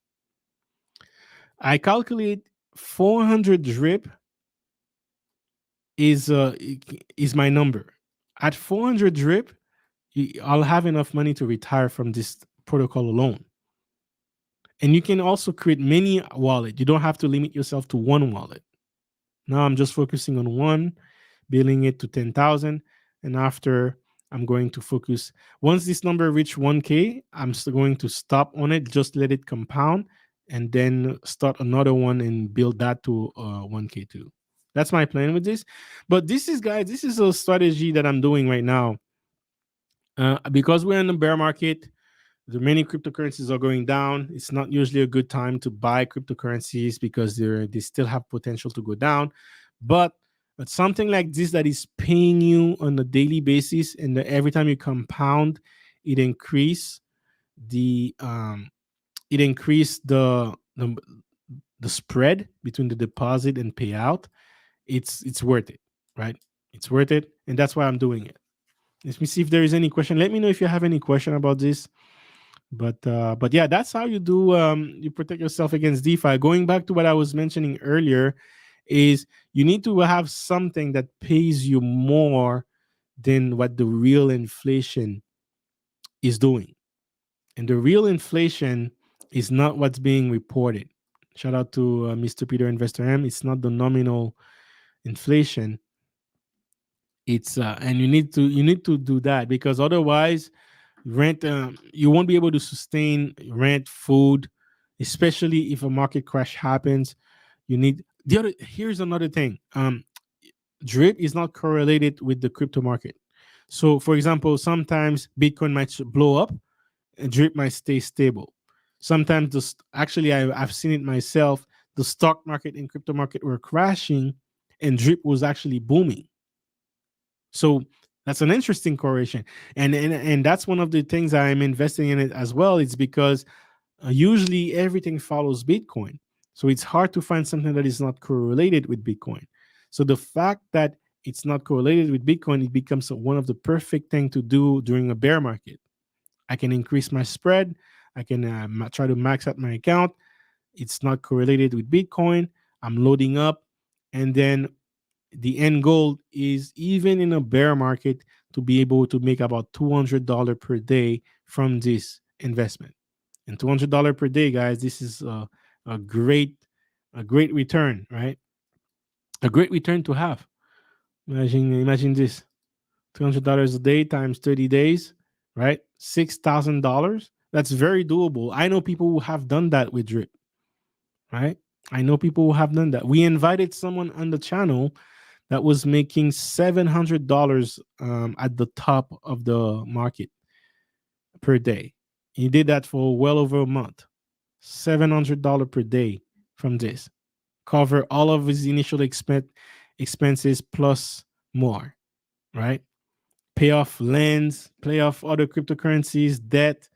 I know some other people that are retired from this. So 9 months in DeFi is extremely long. A year in DeFi is extremely long. In this project right now, I wouldn't put my life saving on it. Absolutely not. I'm not recommending that. Me, I would most people I see, you know what? Only put what you're willing to lose, because once you put that money into the faucet, it's locked. You'll never get it back. So you always have to approach it as, what am I willing to lose that I'll never get back? And if I can make some extra money on top of that, okay, great. So that's the risk that I'm playing, how much I'm willing to lose, and also observing, listening. I'll be covering that more in this channel, but yeah, I definitely, even if it's not that, you want to invest in something safer like crypto.com, you go with the stable coin, and then it pays you 12% for the entire year. At least do something that you can take the investments and then you put it back. Compound interest is the world's, like, it's like the wonders of the world, man. It multiplies so fast that you never know. But it's all about the consistency. How frequently are you doing, right? It's the quantity. How frequent are you doing it in the stock market? If you're doing it with at best you can do it every month with the stock that pays you a monthly dividend once a month. There was a crypto that was paying me 35% last year. I could do it every 45 days. So I had to wait 45 days for me to recompound it again. So so yeah, it's not often that you can do it every day. So this project, this is the first time I've seen this in my life, where 1% per day it works. I've been observing it for a while. 9 months of observing it, listening, because before I didn't want to take any risk at all, especially during the bull run. There was no risk for me to take the risk, because a bunch of other projects I was doing, they were booming. But now in a bear market, things are not moving much. Why not? And then I can take that risk. Why not? Because if it pays off like crazy. I'm going to show you guys something. Let me see if I can find it. There you go. Very quickly. Hello, GT Coins. How are you doing? Hopefully you're still here. Um, I can do with passive income of 2K for crypto Canada and these high taxes. I can do with passive income of 2K. Oh, you mean like you want to do staking on crypto.com? Is that what you're saying? Or do you want to do it on Drip? It's up to you. I'm not sure. Let me know if you're still here. You can clarify that comment because I'm not sure. I'm not too clear. I'm not too clear on that. Faucet. We should start a crypto out of Canada. Call it Robinet. So this crypto is called Drip. It's just like they call it the faucet. They kind of like they make a play on drip of water instead of drip, the dividend paying the reinvestment plan. But yeah, and then if there is water that drips water, then you have a faucet. It's just a play in words. There's like, guys, a lot of crypto developers are millennials. They're millennials, guys. They're not like those baby boomers, like super serious. There, some of them are actually Gen Z, and university students from MIT, from Yale, super smart people in cryptography that try to. It's basically the evolution of financial technologies, fintech. All right. All right. Let me show you one last thing before I wrap up. Look at this, guys. I've been trying to do. So this does not calculate the taxes that you get, but I'm talking about from the purpose of only reinvesting all the money back that you get from this investment back into the faucet or the deposit. So if right now I'm at 141, I think it's 66 or something. So basically, by the end of the day, if I was looking at the price of $33, then I would make $47, which is good, right? Making with crypto.com, I was making $50 a week. With Drip, I'm making $50 a day, right? So at this moment, if I wanted to $50 a day times 30, so that's on me $1,500 per month. I, I I could do that right now. I could next month. Let's say I don't want to recompound everything. I could pull out $2,000 every month from this, right? Until it reach the max payout that I can get. So it's not in my interest to reach the max payout. I want the max payout to be as big as possible before I start really take out my money like that. So, but that's the way to play the game. And then the best time to do it is when the market is low, especially the drip price is lower. And now that it crashed from 180 to 30, below 50, I think it's a great time to get in. And then the lower it gets, the more aggressive I'll get into it. But look at the power, guys, of the compound interest, right? $50 every day. But I don't want you to look at the price because the price changes every day. I want you to look at the number of drip you're getting per day, right? Because when you do the compound, you don't get tax on the number of drip that you get per day. All that number gets put back on the deposit. Okay, so you really get the full amount that you work for. And then after 2 days, it slowly increase. 10 days, it gets to 150. 30 days, right? You're making 1.8, 1.9, which could be $63 if assuming the price stays the same. 90 days. Okay. So we're going to 90 days. Okay. I've been doing that every day, guys. Every day I've been compounding on the clock around between 9 and 12. That's when I do it. Yeah, last night I did it at 2 in the morning, so that's why I haven't reached my top yet. But I usually do it around this time. So 90 days, 90 days is how many months, guys? 3 months. 3 months. If you started with 100 drip, without putting any more money in, just by recompounding what you put in, you're already at 343 drip, which is giving you 3 drips per day, 3.4 drips per day, and the price per drip can be anywhere from $20 to $150, right? So, yeah, at the price of $30, 3.4 drip is $115 per day. This is just 3 months in. if you started with $100 or 100 drip. And how much is 100 drip right now? Well, I can show you because I have it. If you started with this right now, 3 months from now, you would be making $100, assuming the price of one drip stays the same. Okay. So, but I want you to pay attention to how sick it gets after 6 months. Okay. So, 120 days, this is 4 months. 160 days, this is about 5 months. Now you get to the 500 drips, meaning you get 5 drips a day. If the price stays the same, that's almost $200 per day, right? But around 200 days, that's when you get to um that's when you really get to 6 months.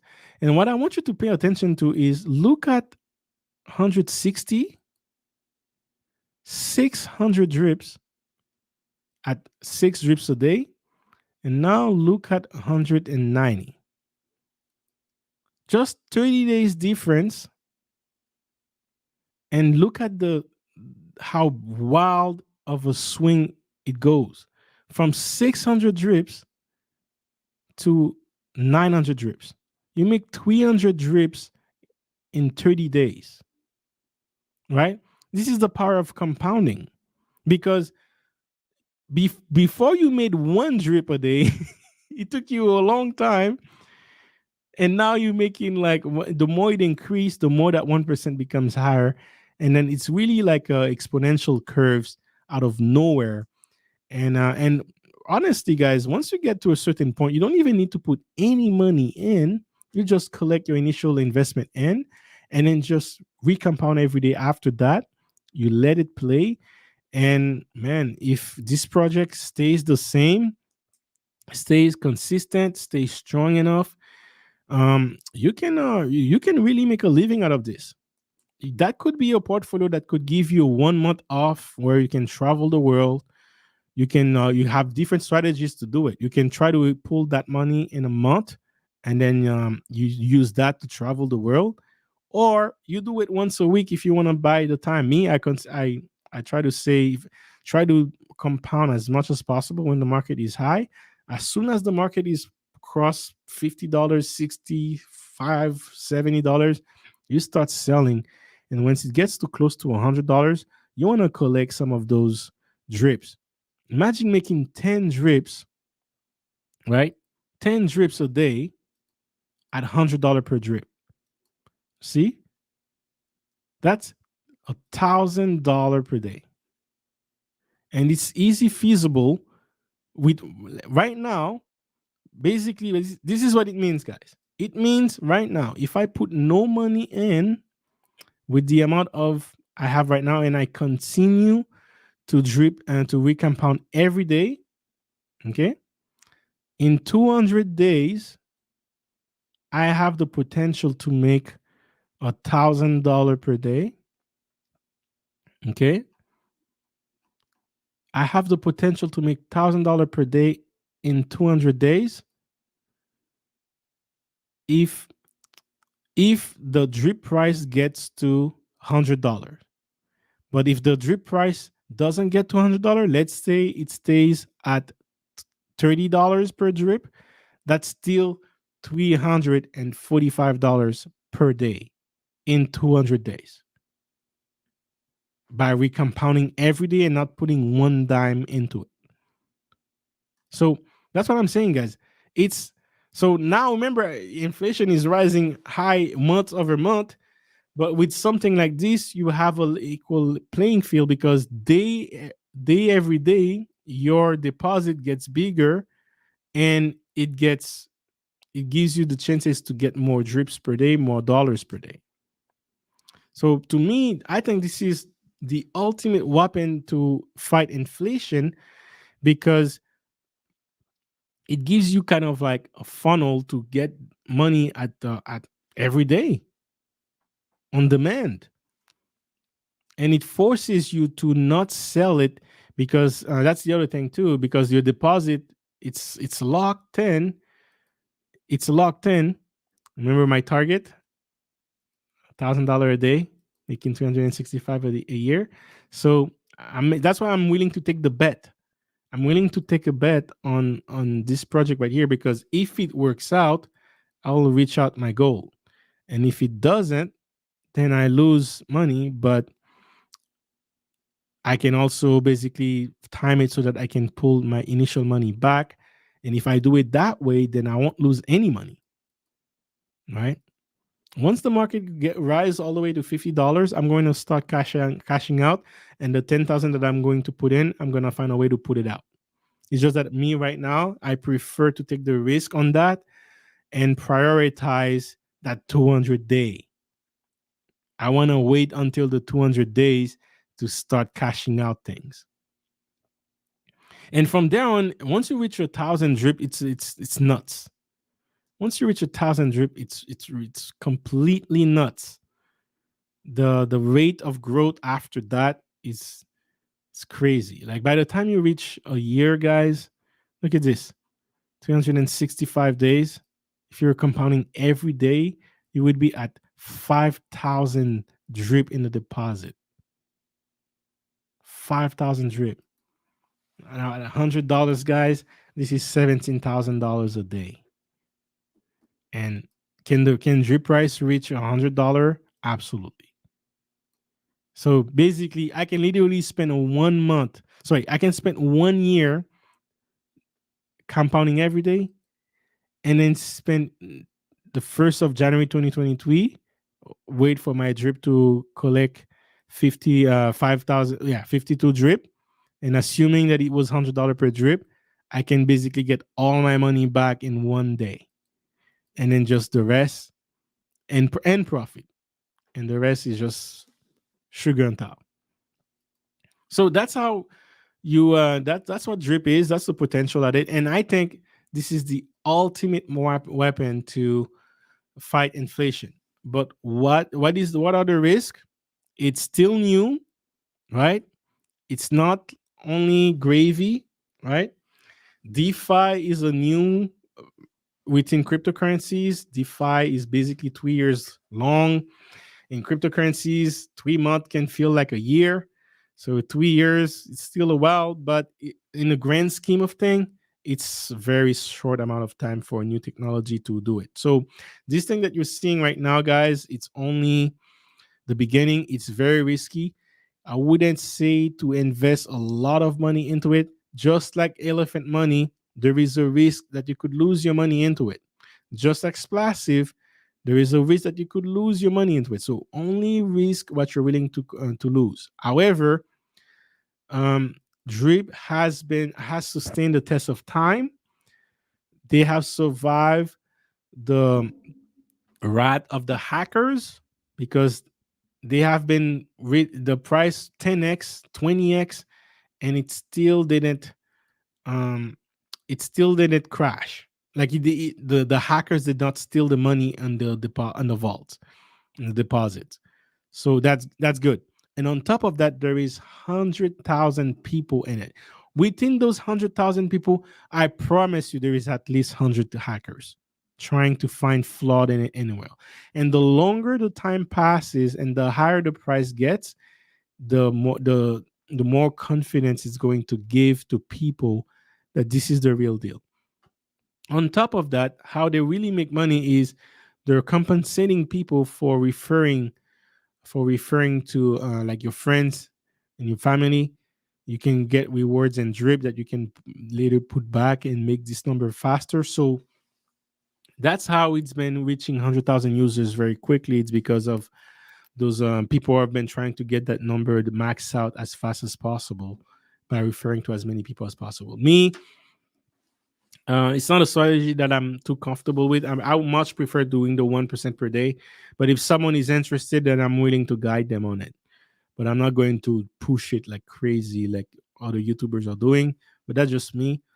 But if someone are interested, yeah, that's something I would definitely encourage them to do. But if you do it, only invest what you're willing to lose, because despite the time factor, despite the strength of the developer, despite the community, this growing, despite the other usage for drip, like lottery, like they're probably going to give you they're doing a partnership with Link. That's in the projects. There is doing a partnership with Pancake Swap. There's so many different things coming on, and the more utility they provide for the token drip, the more value it will get. Okay, so that's how you increase the value of a coin. You increase the utility for it, and all that is down the line. These are coming. He already had other use for drip in other platforms like Animal Farm. So if you've been following these projects, it's very interesting. It's definitely more interesting than Shiba. Shiba was my first success in DeFi. It was a risk. I took a $5,000 risk, pay off 40,000. So it was definitely worth it. On top of that, it's still giving me dividends that I cannot compound them as because it's in the Ethereum network, but it's still a success. But Drip right now, it's gearing up to be another success, and if it is, if what I think happen 200 days from now, guys, without putting any money in, it will be good. We're looking at anywhere from $300 a day to could be 1,000, could be 1,000, guys. So with that said, that's what I wanted to do. I wanted to talk to you about inflation. Have a plan for inflation, guys. If you don't plan, if you don't plan for inflation, you plan to fail, because whether you like it or not, inflation is coming. But the worst case is it's not just the inflation that's the problem, it's also the risk of a recession, a risk of a depression, a risk of hyperinflation, right? When the money printing happens, that's all those are at risk. And when you have 40% of an entire world currency printed in 1 year, don't be surprised if you see a steep price or a steep climb in inflation numbers. So you need to have a strategy. Whatever you do is risky. You don't do anything, you're a risk. You're risking of losing money. And why? By purchasing power. Your money is not buying the same, right? If you don't go out there and you ask your job to give you more money, you are taking a huge risk. Why? Because you're risking 8% purchase of power and decline versus 4%. and I'm only using the reported inflation or the nominal inflation, whatever you want to call it, right?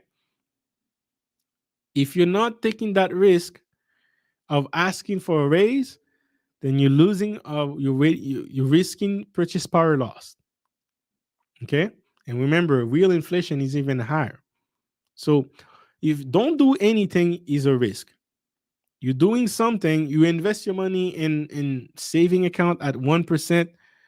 Well, 1% per year is not giving you much, but at least giving your money it keeps your money safe. But the purchase power, especially with the inflation rising every day or every month, is a problem, and you're actually losing money by keeping your money in a saving account because the rate of return is too low for the inflation. You're better off invested in something like a real estate if you're gonna keep it on the bank. You're better off invested somewhere. Gold. Gold is another way that people use to commodity, right? Commodity, gold, silver. These are good investments, especially in times of hyperinflation or inflation. The problem is right now the government doesn't want to let gold run because they have to keep the market going. So they're actually keeping the interest rate relatively low enough so that they can keep pumping the market, right? And until the money is being printed, gold is not going to blow up.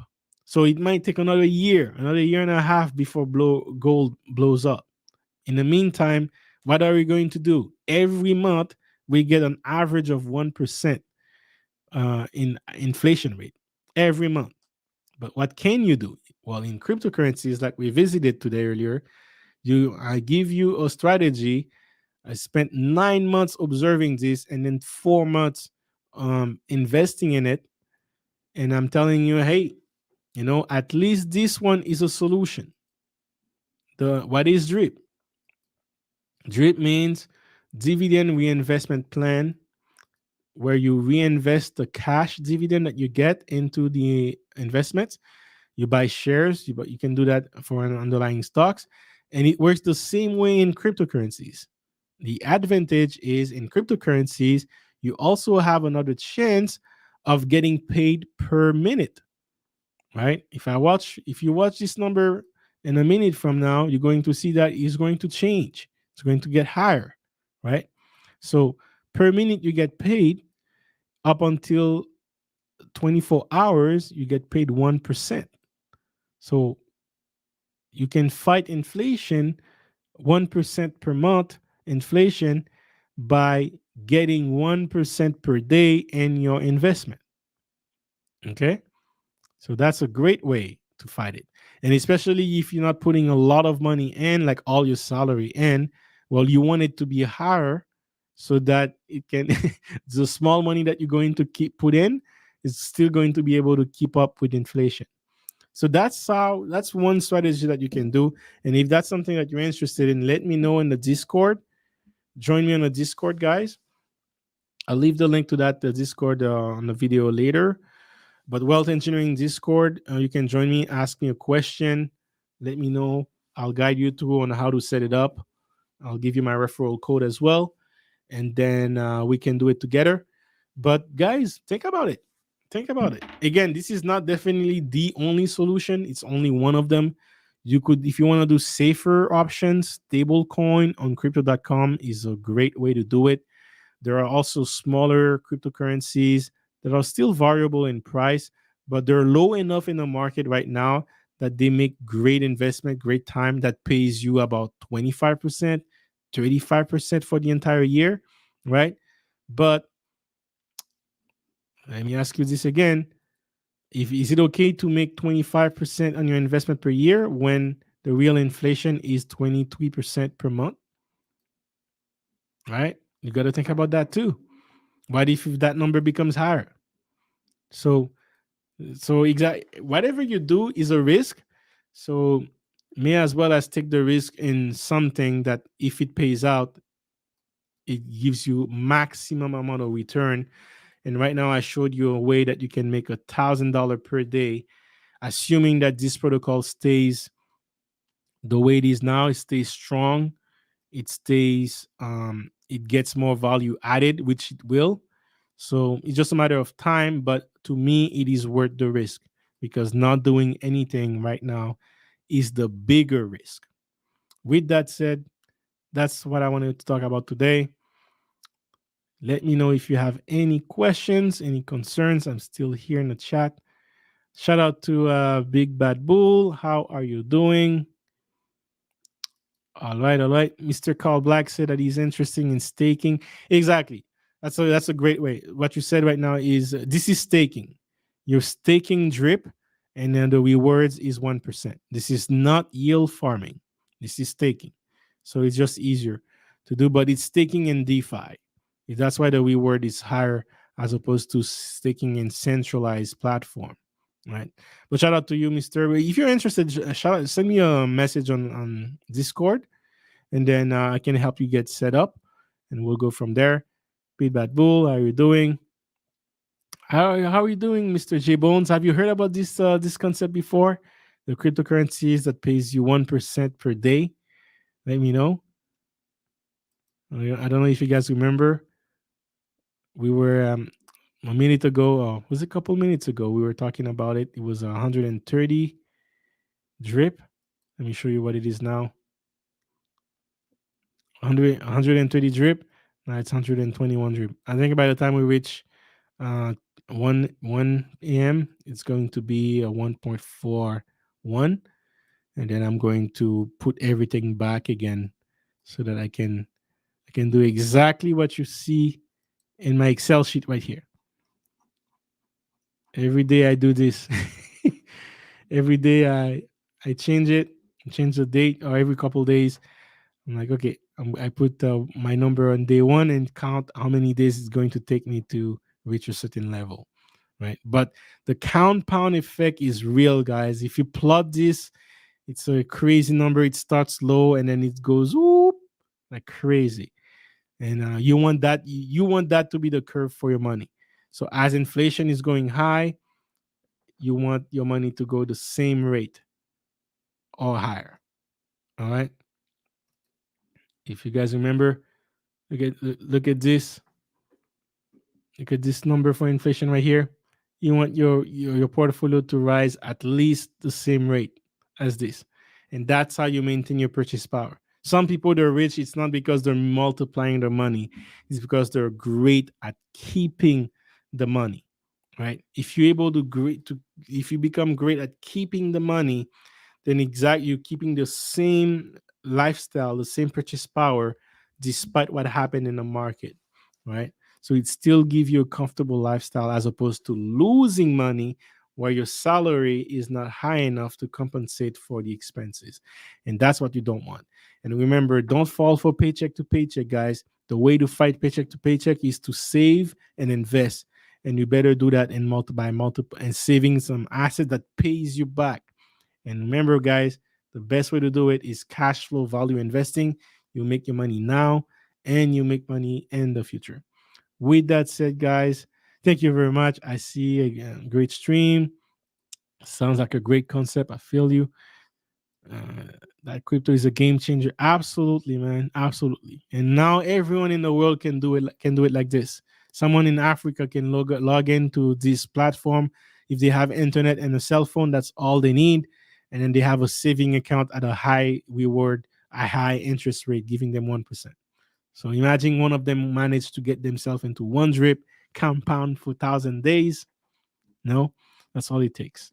So thank you very much, guys. Reach out to me on Discord if you want to learn more, and then we'll get into that. With that said, see you on the next one.